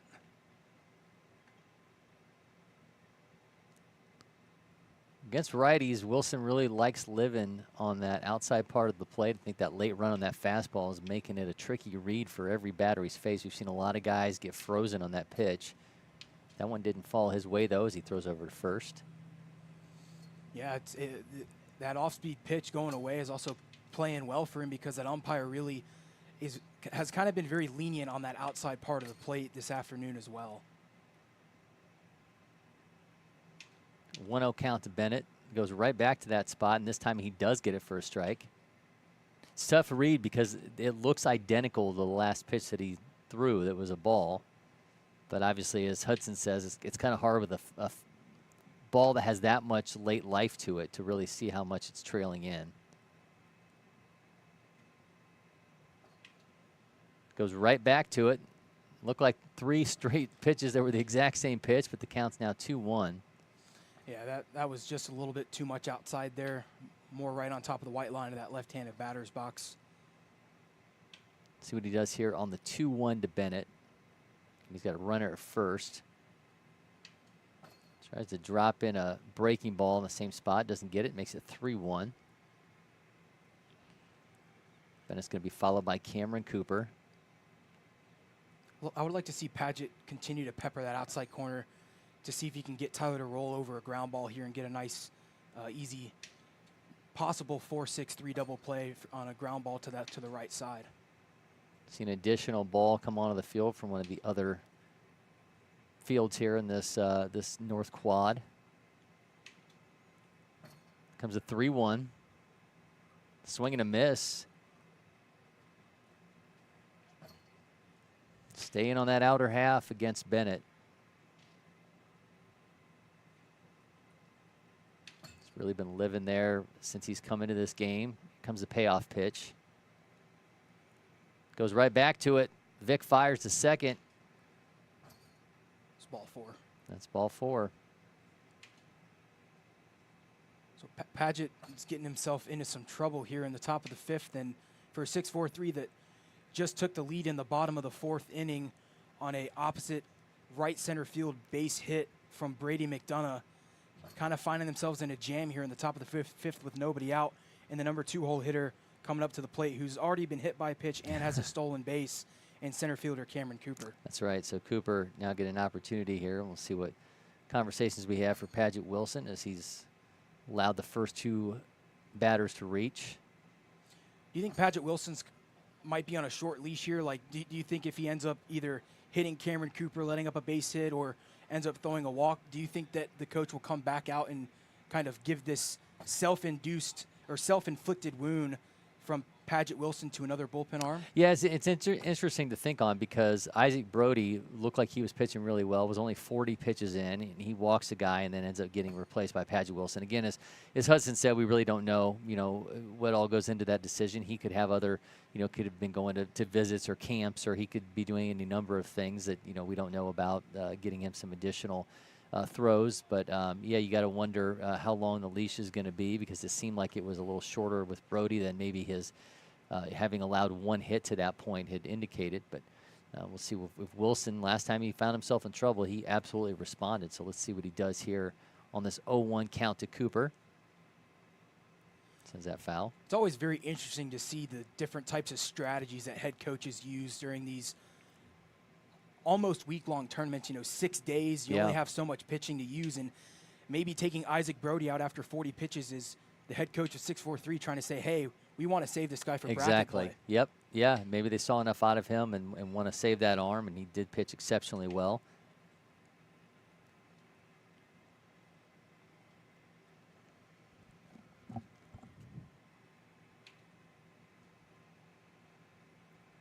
One, two is the count to Cooper.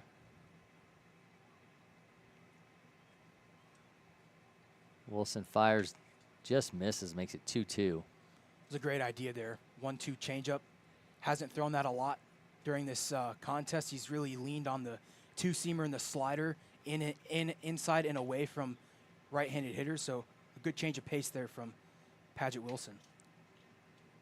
The 2-2 is going to run the count full. One pitch away from loading the bases. I would say up until this point, this is probably the biggest pitch of this ball game this afternoon from Paget Wilson, a 3-2 count that potentially, like you said, Corey, could load the bases here with nobody out in the top of the fifth. He got out of the jam before, had the bases loaded, and stranded every one of them. Now he's going to walk the bases loaded. Catcher Cole Hendrickson wanted that call on the outside corner because it feels like the umpire's been lenient on that side of the plate all game long. But that will be it for Paget Wilson. So just like that, we're going to have another pitching change for 6-4-3. Isaac Brody was replaced by Paget Wilson. We'll see who takes over. Bases are now loaded with nobody out here in the top of the fifth.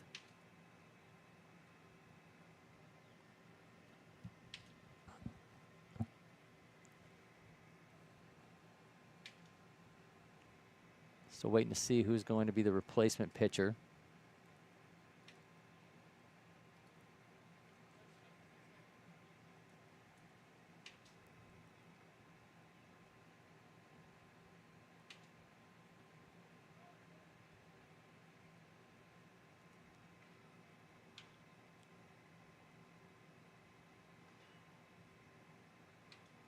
We wait here and suspend a moment of suspense, trying to see who's going to end up on the mound and see what number we've got here.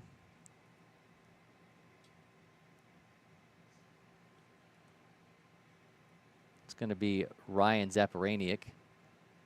So Zaparaniak, North Springs High School, 6'3", 185-pounder. Gets a fastball up around 82. He's got a curveball around 72, change up in the 67 to 69 range. So he'll be the third pitcher of the day for 6-4-3 DP. They've collectively allowed just 2 hits, 1 run so far for BC Athletics, but walks and hit by pitches find their way into the bases being loaded here in the 5th inning.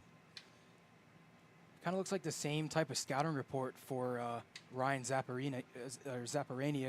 Looks like he has some late life on that fastball, some late run, and it seems like he's goes in the same ballpark in terms of speed as Paget Wilson does. It'll be interesting to see what BC Athletics decides to do with the bases loaded and nobody out, because it seems like this is, once again, another prime scoring opportunity because they couldn't take advantage of the last one that they had in the top of the 4th. Yeah, and they'll have Alex Ditmore at the plate from Knoxville Catholic, second-ranked second baseman in Tennessee in the class, 89th overall in 2025. Exit velo is around 90. Nice secondary pitch there as we just see the first glimpse of that from Zaparaniak. Started this game without I believe he was just an extra hitter. We actually didn't have him on our lineup with the position. I actually started out at first base. So Zapparini goes from first to the mound, and now he's got Alex Ditmore with nobody on, nobody out, and the bases loaded here in the 5th. BC Athletics looking to claw their way back, potentially even take the lead if Ditmore can work this one into the gap.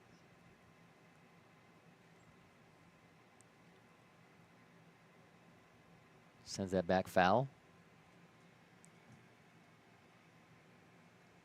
Ditmore will be followed by Isaiah Whited.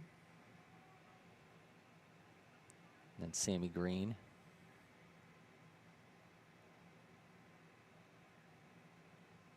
It's now 1-1.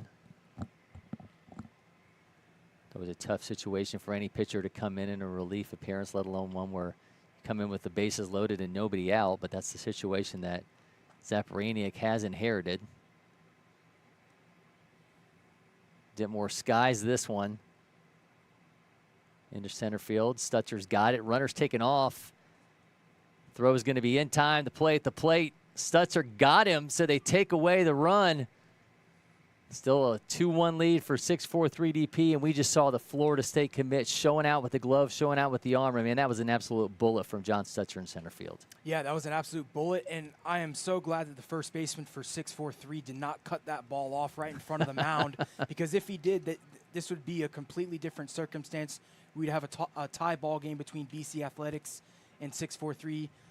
And I mean, holy cow, Stutzer with a phenomenal throw, a two-hopper right to his catcher, Carson Vick, a great tag as well, put on that base runner coming from third base. So denies BC Athletics the game-tying run. Just a great throw from John Stutzer. Looked like he wanted to do that the last time BC Athletics had the bases loaded. The runner kind of hesitated at third. Stutzer misplayed the ball and kind of dropped out of his hands, but the runner did not go. Thought we were going to have an opportunity to see that same moment, but man, just a laser from him. And the Pope 2025 came through and keeps 6'4" 3DP up 2-1.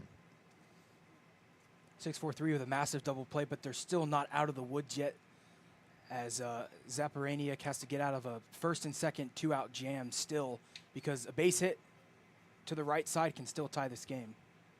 Well, swing and a miss there makes it 2-1. He's facing Isaiah Whited. Whited skies this one down the right side. It's going to go foul. Looks like Tyler Bennett might have advanced to third base on that sac fly attempt from BC Athletics. I thought that he had stayed home at second base, but he did advance. So he has runners at the corners.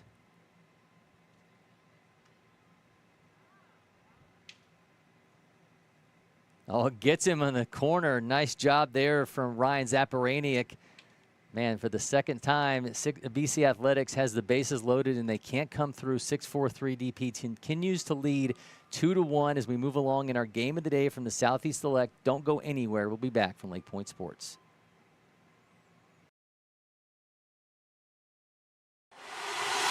Next. Next. Stop. You got it? No. Keep going. Again. Next.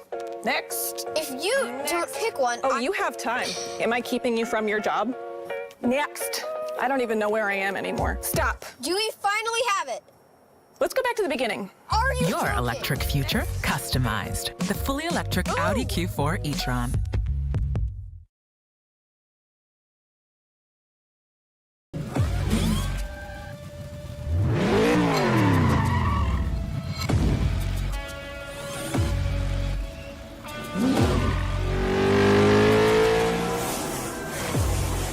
Making every second count. That is how I live. And this is how I hydrate. Body Armor Sport Water. Water for the athlete and all of us. This is ready to go online. Any questions? Yeah, I got one. How about the best network imaginable? Let's invent that. That's what we do here. Quick survey. Who wants their internet to work pretty much everywhere? And it needs to run smooth, like super smooth. Hey, should you be drinking that? It's decaf.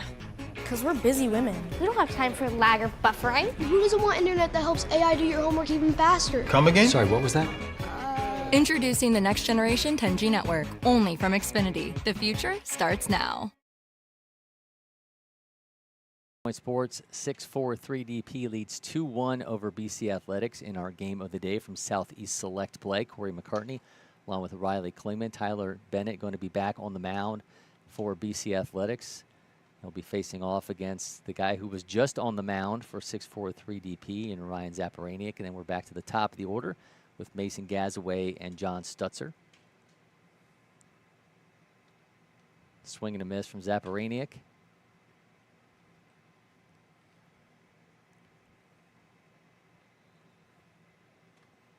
Kind of a demoralizing inning, I'm sure, for 6-4-3. You get the bases loaded for the second time.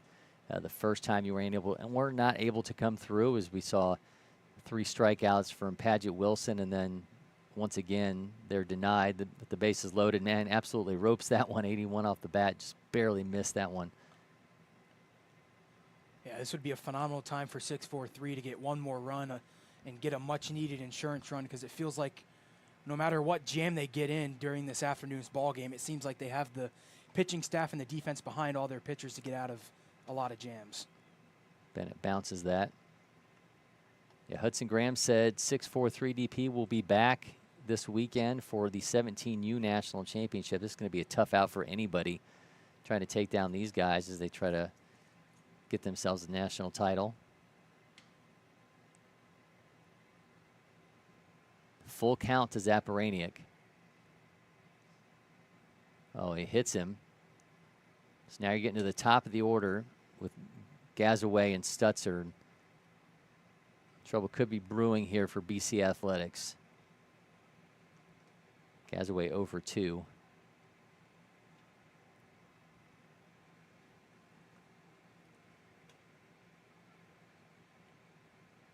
Yeah, Gazaway had a strikeout back in the first inning, and then he flew out to the popped out to the shortstop, excuse me, back in the third inning. So if anybody's due at the top of the order, it's Mason Gazaway, and what a wonderful opportunity to do it right here in the bottom of the 5th to grow 6-4-3's lead. Gets the bunt down, but it goes foul. I kind of like that approach from the left-handed hitter in Mason Gazaway. Try to lay a bunt down the third base line. Maybe, you know, both runners are safe at second and first in Mason Gazaway and Ryan Zaparaniak. Swing and a miss makes it 0-2.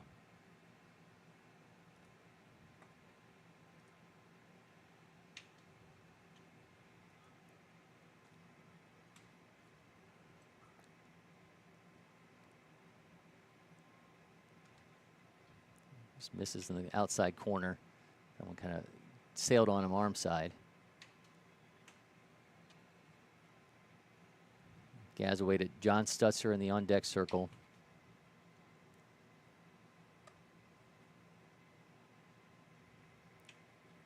Now 2-2. 6-4-3. 2 runs on 4 hits. BC Athletics 1 run on 2 hits. Gazaway puts that down the left side. On the run set, that's going to go foul, and the AB will continue. It's a good at bat for Mason Gazaway, who found himself quickly in the hole with an 0-2 count after he bunted a ball foul and swung and missed at a fastball in the inner half. He's done a nice job here against Tyler Bennett to keep the at bat alive. He's still staying alive as he flicks that one foul. Tyler Bennett's also done a great job on the mound for BC Athletics during this AB, changing, you know, throwing different pitches, mixing up speeds, and trying to keep Mason Gazaway as off balance as possible. Another foul. This is turning into a lengthy at bat.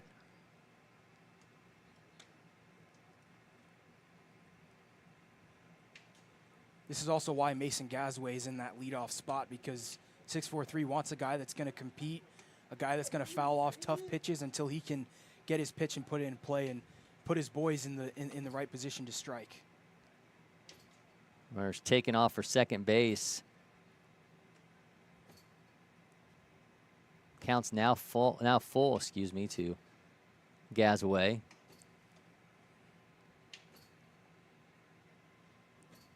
Nobody out here in the bottom of the fifth. 2-1 lead for 6-4-3.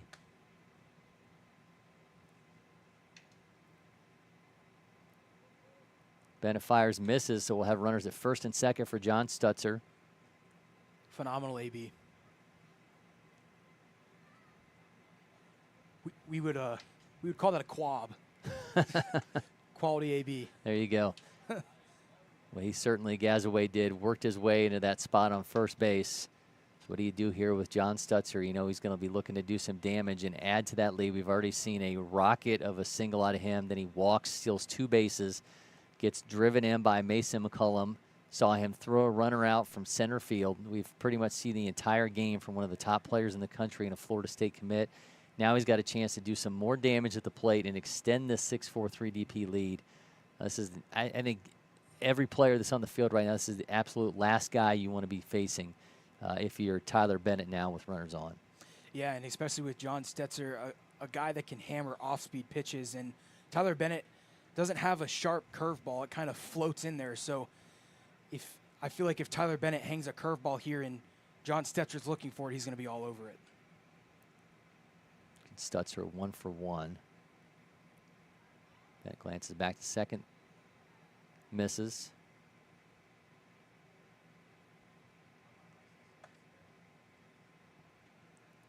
Go from Stutzer to Grayson McCullum, who's got an RBI single today. RBI double, excuse me. Looked like it was going to be a home run as he skies that one. Third baseman runs, got it. So they get Stutzer to fly out, and they'll now be 1 down for Grayson McCullum. Yeah, that was a fastball that just got up on him a little bit too quick there. Little jam sandwich off the handle of the bat. He just popped it straight up into the air to the third baseman of BC Athletics, Alex Ditmore, for out number 1. But that's a massive out number 1 for Tyler Bennett on the mound.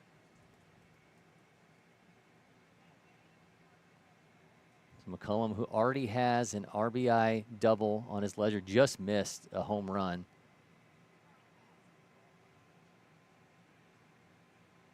That was back in the 3rd inning when he scored Stutzer after his back-to-back stolen bases on consecutive pitches.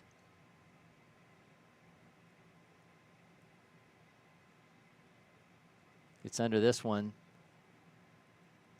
Unfortunately, our camera's not going to give us the view on that. They get the out, though, and so there'll be 2 down.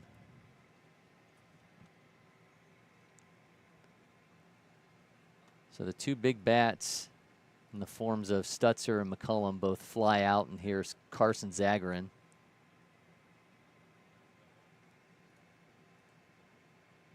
He has a ground out and a fly out this afternoon against BC Athletics.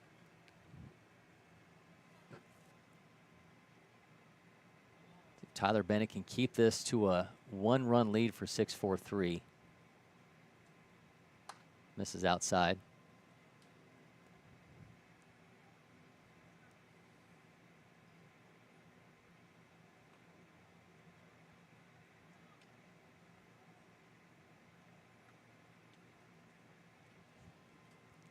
Comes the 1-0. Watches that one right down the middle.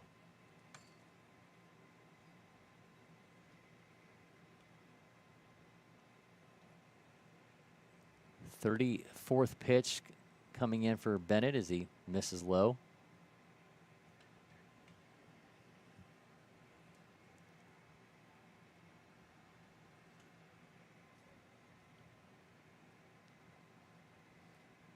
Two runners on, 2-1 count to Zagarin, swing and a miss.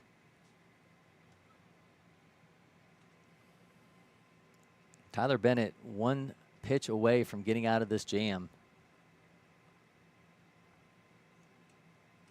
We've seen some impressive performances from guys with their backs against the wall so far in this game. We'll see what Tyler Bennett does on the 2-2. He's going to run the count full. It's not a bad idea, though, from Tyler Bennett. The previous 2 pitches were both fastballs that were blown by Aiden Zagarin. He was late on both of them, and they were both on the inner half, and he goes with a off-speed pitch way off the plate to try to get him fishing for it. We had a pitch to give Zagorn skies that on the run. Right fielder able to make the catch on the run and falls down as he does so. 6'4" DP strands 2, but they still lead 2-1 over BC Athletics. We'll be back. You are watching the game of the day from Southeast Select.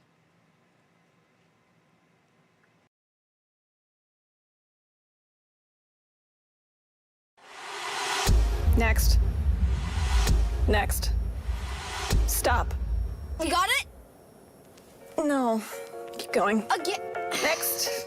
Next. If you don't pick one. Oh, you have time. Am I keeping you from your job? Next. I don't even know where I am anymore. Stop. Do we finally have it?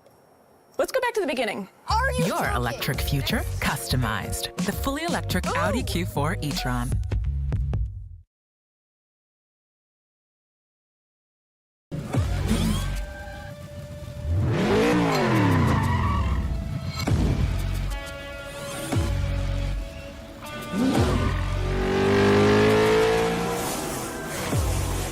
Making every second count. That is how I live. And this is how I hydrate. Body Armor Sport Water. Water for the athlete in all of us. This is ready to go online. Any questions? Yeah, I got one.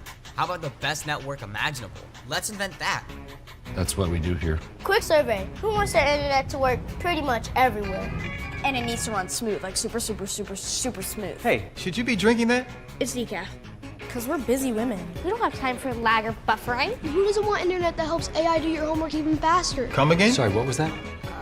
Introducing the next generation 10G network, only from Xfinity. The future starts now. One's the lead for 6'4" DP in our game of the day from the Southeast Select.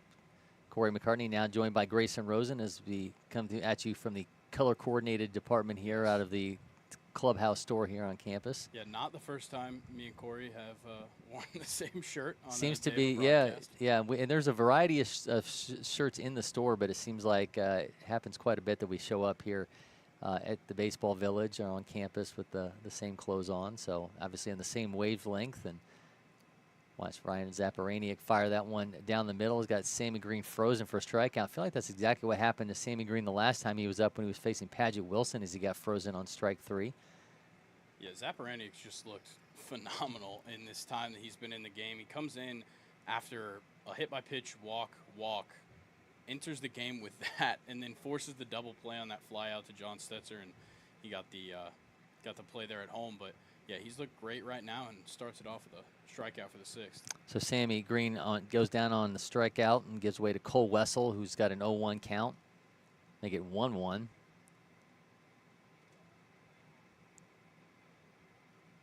It's interesting. It's just a one-run game, but the way that 6'4" has been able to stifle everything that BC Athletics has thrown at them, loading the bases twice and denying them both times, it really feels like it's a much bigger deficit than just one run. But obviously, one swing of the bat could change everything for BC Athletics, and they could still get an opportunity here in a crucial time to get some of their big at-bats up, as we'll see them kind of roll through and potentially get near that top of the lineup and Tyler Bennett into the 7th inning.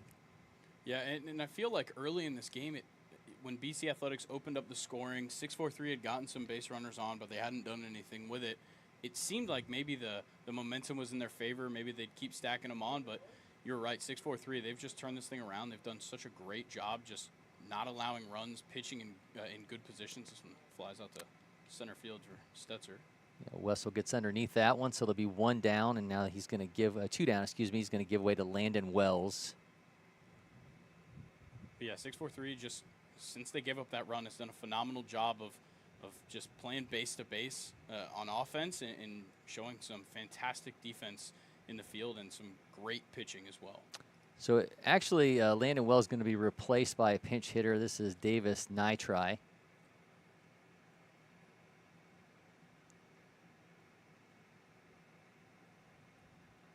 Nitri from William Blount High School. It's now 2-0.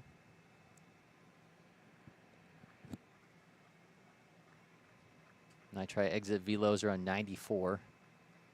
6'3", 188-pounder. That's a strike. Just looks lights out right now. Yeah, just come in pumping strikes. A nice breaking ball for the strike. I feel like Paget Wilson, he had that inning where he strikes out 3 and maybe found, okay, I might be able to live on the left side of the plate, and try to keep going back to it as he goes down on strikes. Does exactly what Paget Wilson was doing so well. But Zapparini just comes in and absolutely firing. 6-4-3 DP. They got a 2-1 lead. Don't go anywhere. We'll be back from LakePoint Sports.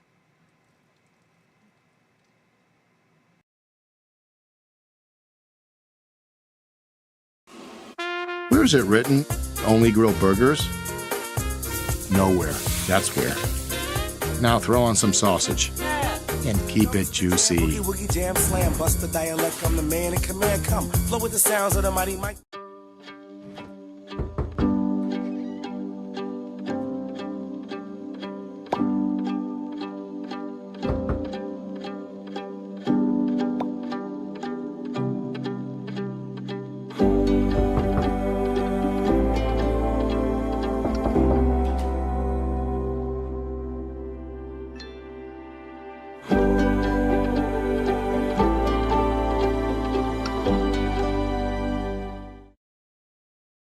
Moving along to the bottom of the 6th inning in our game of the day from the Southeast Select. 2-1 is the lead for 6-4-3 DP over BC Athletics. Cory McCartney joined by Grayson Rosen. Tyler Bennett will be back on the mound for BC Athletics, and he'll be facing off against Anthony Zarzana, Aiden Zagarin, and Brady McDonough. Bennett did a nice job working out of a jam himself, stranding 2 runners in the 5th inning as he came in relief in the 4th. He replaced Cole Wessel, who was off to a strong start. 6-4-3 DP, though, looking for one more insurance run, but the way that they've had pitching from Ryan Zapparani, who came in, they got to feel awfully good about where they're at arms-wise, but certainly plenty more guys on their bench who could come in and supply some more firepower if need be. Yeah, I'm sure Zapparani's probably telling his guys, like, please get me some insurance runs, Yeah. But with the way he's pitching right now, you're right. He might not even need it. It is interesting, though, as I mentioned before we left in the last inning, you saw Paget Wilson have so much success on the left side of the plate. I think he kind of fell in love with staying in that spot. Yeah. The thing that Zapparani, he's going back to it, but he's also kind of mixing in a little bit more locations. And I think once Paget Wilson found that spot, and you can't knock the guy. He was having so much success especially hitting when the the same umpire's location. going to call it. Yep. If you know that the umpire's strike zone is going to leak out just a little bit left of the plate and you're facing a heavily right-handed lineup, you're going to have to exploit that as much as you can, but you shouldn't rely on it. And I think that might have been what he kind of fell into. And then, but you're right, Zapparani, he's come in and just he's locating all around the zone, and you can't. He's unpredictable right now. Is the biggest thing about his game. Tyler Bennett bounces that. It's going to make it 2-0 to Zarzana, who's 0 for 1. It looks like maybe the sweat is getting to him. A common theme here with these games once we get into that later half, or that early part of the afternoon, mid-afternoon, and you get later into these games, the sweat is just unavoidable. Yeah, absolutely rips that one foul. Yeah, we've seen a lot of teams will have a towel back behind the mound to kind of help with mitigate some of that, but Tyler Bennett just going to have to work his way through this one, see if his offense can pick things up in the top of the 7th.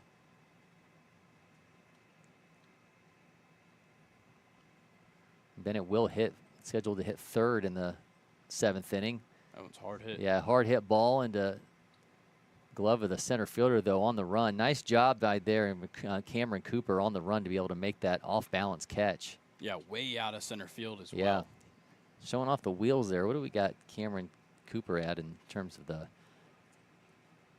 That was some fantastic range. Got him at right a 7.360. I would venture to say a little bit faster than that because he showed some wheels. Jump. Yeah, he showed some wheels though on his way to tracking that one down. Definitely. And that was a hard hit ball into a spot in the field where a lot of times that ball is going to drop and maybe roll to the wall. So fantastic job getting over there for our center fielder. It's Carson Zagarin.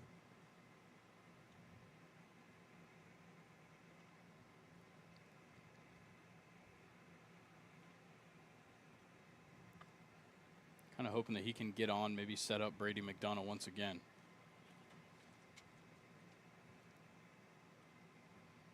Excuse me. This is Aiden Zagarin. So we had a little bit of confusion on our box score. Gotcha.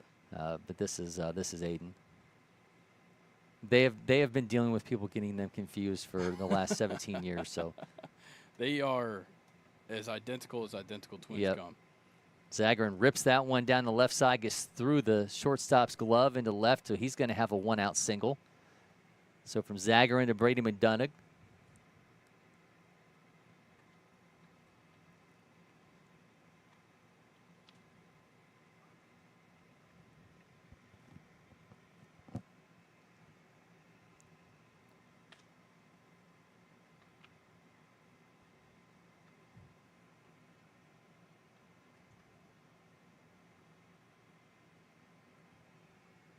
Dunnig 0 for 1. That was the 5th hit for 6-4-3.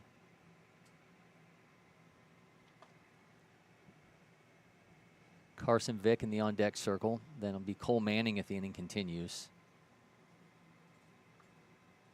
I think this is a fantastic opportunity. You've got a very good player here on the bases that could definitely move around. And if you can at least put something in play that gets him over the hump, it'd be great. But if he can steal second here, maybe get a lucky pass ball or just a straight-up steal, this would set up his team for a very good look at some insurance.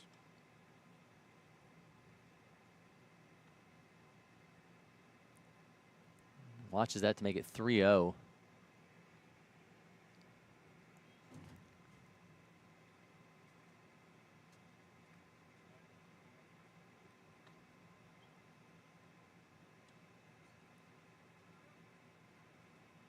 Well, he's going to end up walking him on 4 pitches. So now we'll go from Brady McDonough on his way down to first, and now Carson Vick at the plate. First mound visit that we've had so far with Tyler Bennett. See how long he gets to continue if he does get to. It looks like that's going to be it for Bennett as he's going to exit after 49 pitches. Seems like both of these teams being pretty conservative here with their pitch counts, not wanting to waste the guy's arm, maybe hoping to see some of these guys in bracket play later. Yeah, it could well be the case. We could see Tyler Bennett pitch again before things are all said and done here over the next 2 days. Championship games will be played late Tuesday, so we've been used to tournaments winding up on Wednesday, but that will not be the case as we'll see the entirety of bracket play on Tuesday. So you're going to need a lot of arms to be able to get through Southeast Select with a championship. Definitely, and then that turns right over into 17U National Championships, which I believe both of these teams will be back for. Landon Wells now on the mound out of Halls High School in Tennessee. And with a fastball around 81, changeup around 71, curveball 66 to 68. Got a slider as well in the 62-63 range. Works his first offering at 76.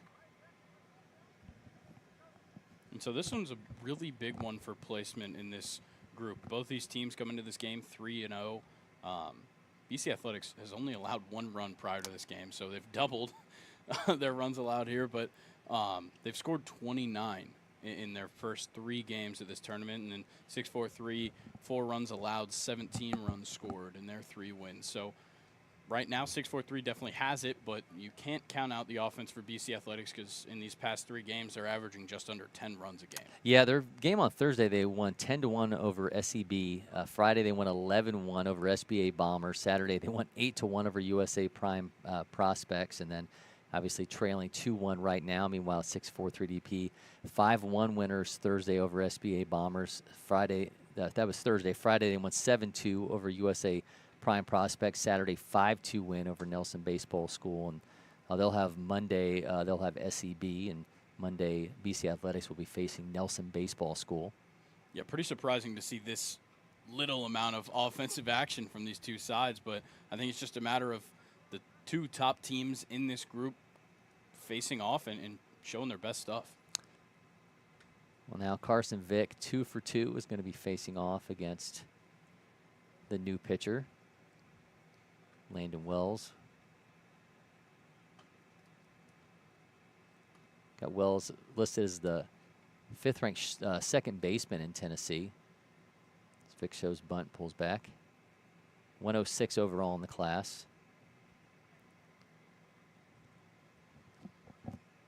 6 foot, 165 pounder. Got an 0-1 count to Carson Vick.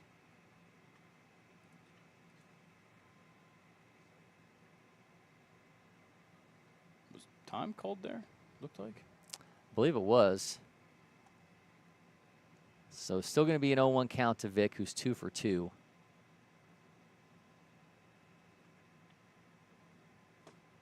He's got a chance to blow this thing open.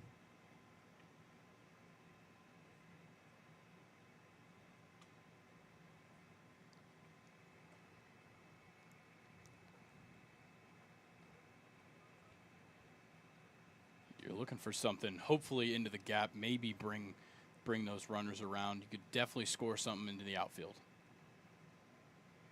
Another miss makes it 2-1. It's definitely a big moment here for both sides. Honestly, this is where 6-4-3 could potentially run away with it, and maybe BC Athletics could hold them off here and keep working. Rips that one back foul. Seen a few different variations on the delivery from Wells. There was really no leg kick at all on that, just the tiniest of slide steps as he throws. Yeah, I think he's definitely worried about some runners moving around, and I would too. I'd like to keep them at first and second if I could.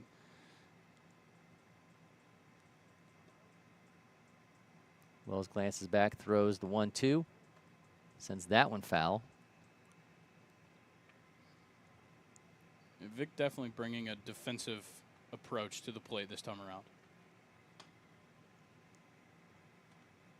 He's not really that worried about squaring one up or getting perfect timing, being early. He just, if it's a strike, he wants to put his bat on it. This will be the 5th pitch.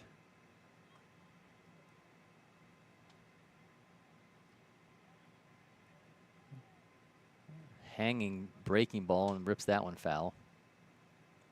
Yeah, a lot of these pitches are just ones where it's like you don't want to take the chance and watch that one go by, because that one easily could have dropped into the top of the zone and gotten a call. So, once again, a great job by Vic just playing defense here right now. See if he can keep swatting the offerings from Wells away and get what he wants to try to extend the 6-4 3DP lead. Goes back to the same breaking ball and glances that one off, makes it 2-2. I don't blame Wills for trying that one again. After you saw him swing at that first one, maybe you try and elevate it a little bit more, get him to swing so low under it that he has no chance of even making contact, but it was a great eye right there by Vic. Another errant ball on the field. Saw Tyler Bennett field that one, throw it back. I do want to say, I was over taking pictures on the first base side in the first inning, and the atmosphere in those two dugouts, both sides, was ridiculous. I haven't seen that much yelling and just enthusiasm out of two teams. Oh, man. Man, Carson Vick just missed that ball. 87 off the bat. It looked like it was 107 the way that he swatted at that thing. I was actually surprised by the readout that it said just 87 because, man, that was looked like it had a launch code attached to it because that was just a rocket off of his bat. But counts 2-2. He has seen, I mean, the next pitch will be the 8th of this at bat. I thought we might hear a car alarm in the parking lot. Yeah, we've seen it. He's seen everything that Landon Wells has to offer.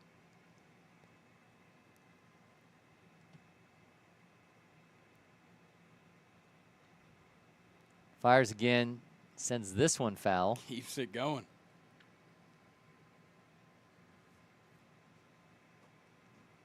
At this point, no matter how this at bat ends, it's very impressive what Carson Vick's done.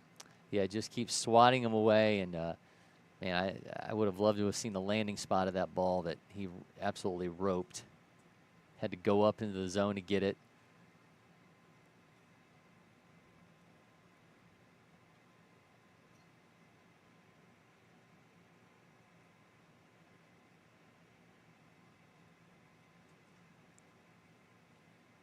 Another one. He just keeps going. This is impressive. Well, meanwhile, he's got us on the verge of timing out. So 6-4 3DP is the home team. So maybe that's the approach. Maybe that's what Coach wanted out of him. Just sit here and make this take as long as possible. Well, he's eaten plenty of time and sends that one 73 off the bat, sends it into left field. Runner's taken off for home. Throw's coming. Is it going to be in time? It will not. 6'4" 3DP now leads 3-1 as Carson Vick worked a 10-pitch at bat to get himself an RBI single to make him 3 for 3 on the day. And man, what can you say? That was he saw everything Landon Wells had to offer. Looked like he ripped one that was going to be landing, as you said, in the parking lot. And just stays alive. And another pitch later, he's able to come through. 2 pitches later, able to come through with an RBI single, and that was just an impressive at bat. Yeah, your patience has paid off right there. That was very impressive to continue to do that, and not even really wasn't even really in danger of a walk either. Like, that didn't even seem like a possibility. It was a hit or something was going to happen. And we see this squeeze right here. Looks like he's going to reach. Yeah, Manning gets it down, able to reach, so the bases are going to be loaded. You just capitalize on momentum right there. That was, the whole defense is totally off from where they just were. You just sat there and did nothing for 10 pitches. They come out with this single, and then first pitch of the at-bat, you lay down the bunt. You just totally capping on momentum right there, and it works out. Now you got bases loaded, 1 out in a 2-run ball game.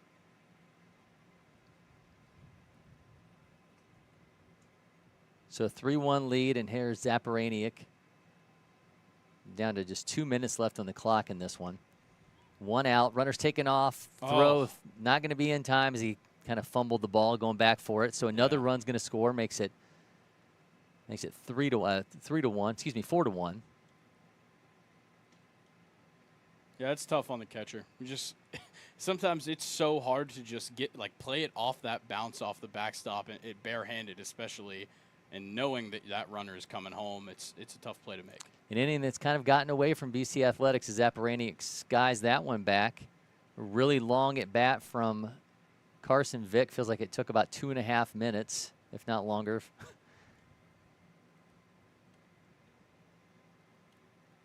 Yeah, this is great play in this entire bottom of the 6th that we've seen from 6'4" 3. I say 2.5 minutes, probably about 5 minutes at bat.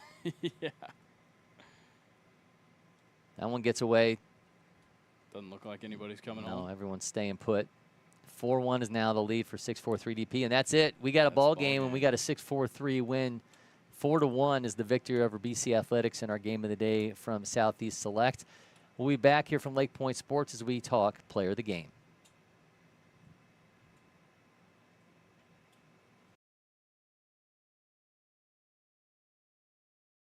First one I picked up, I just liked it the best. And like I said, I tried a lot of different companies, a lot of different models, and I fell in love with Old Hickory for sure.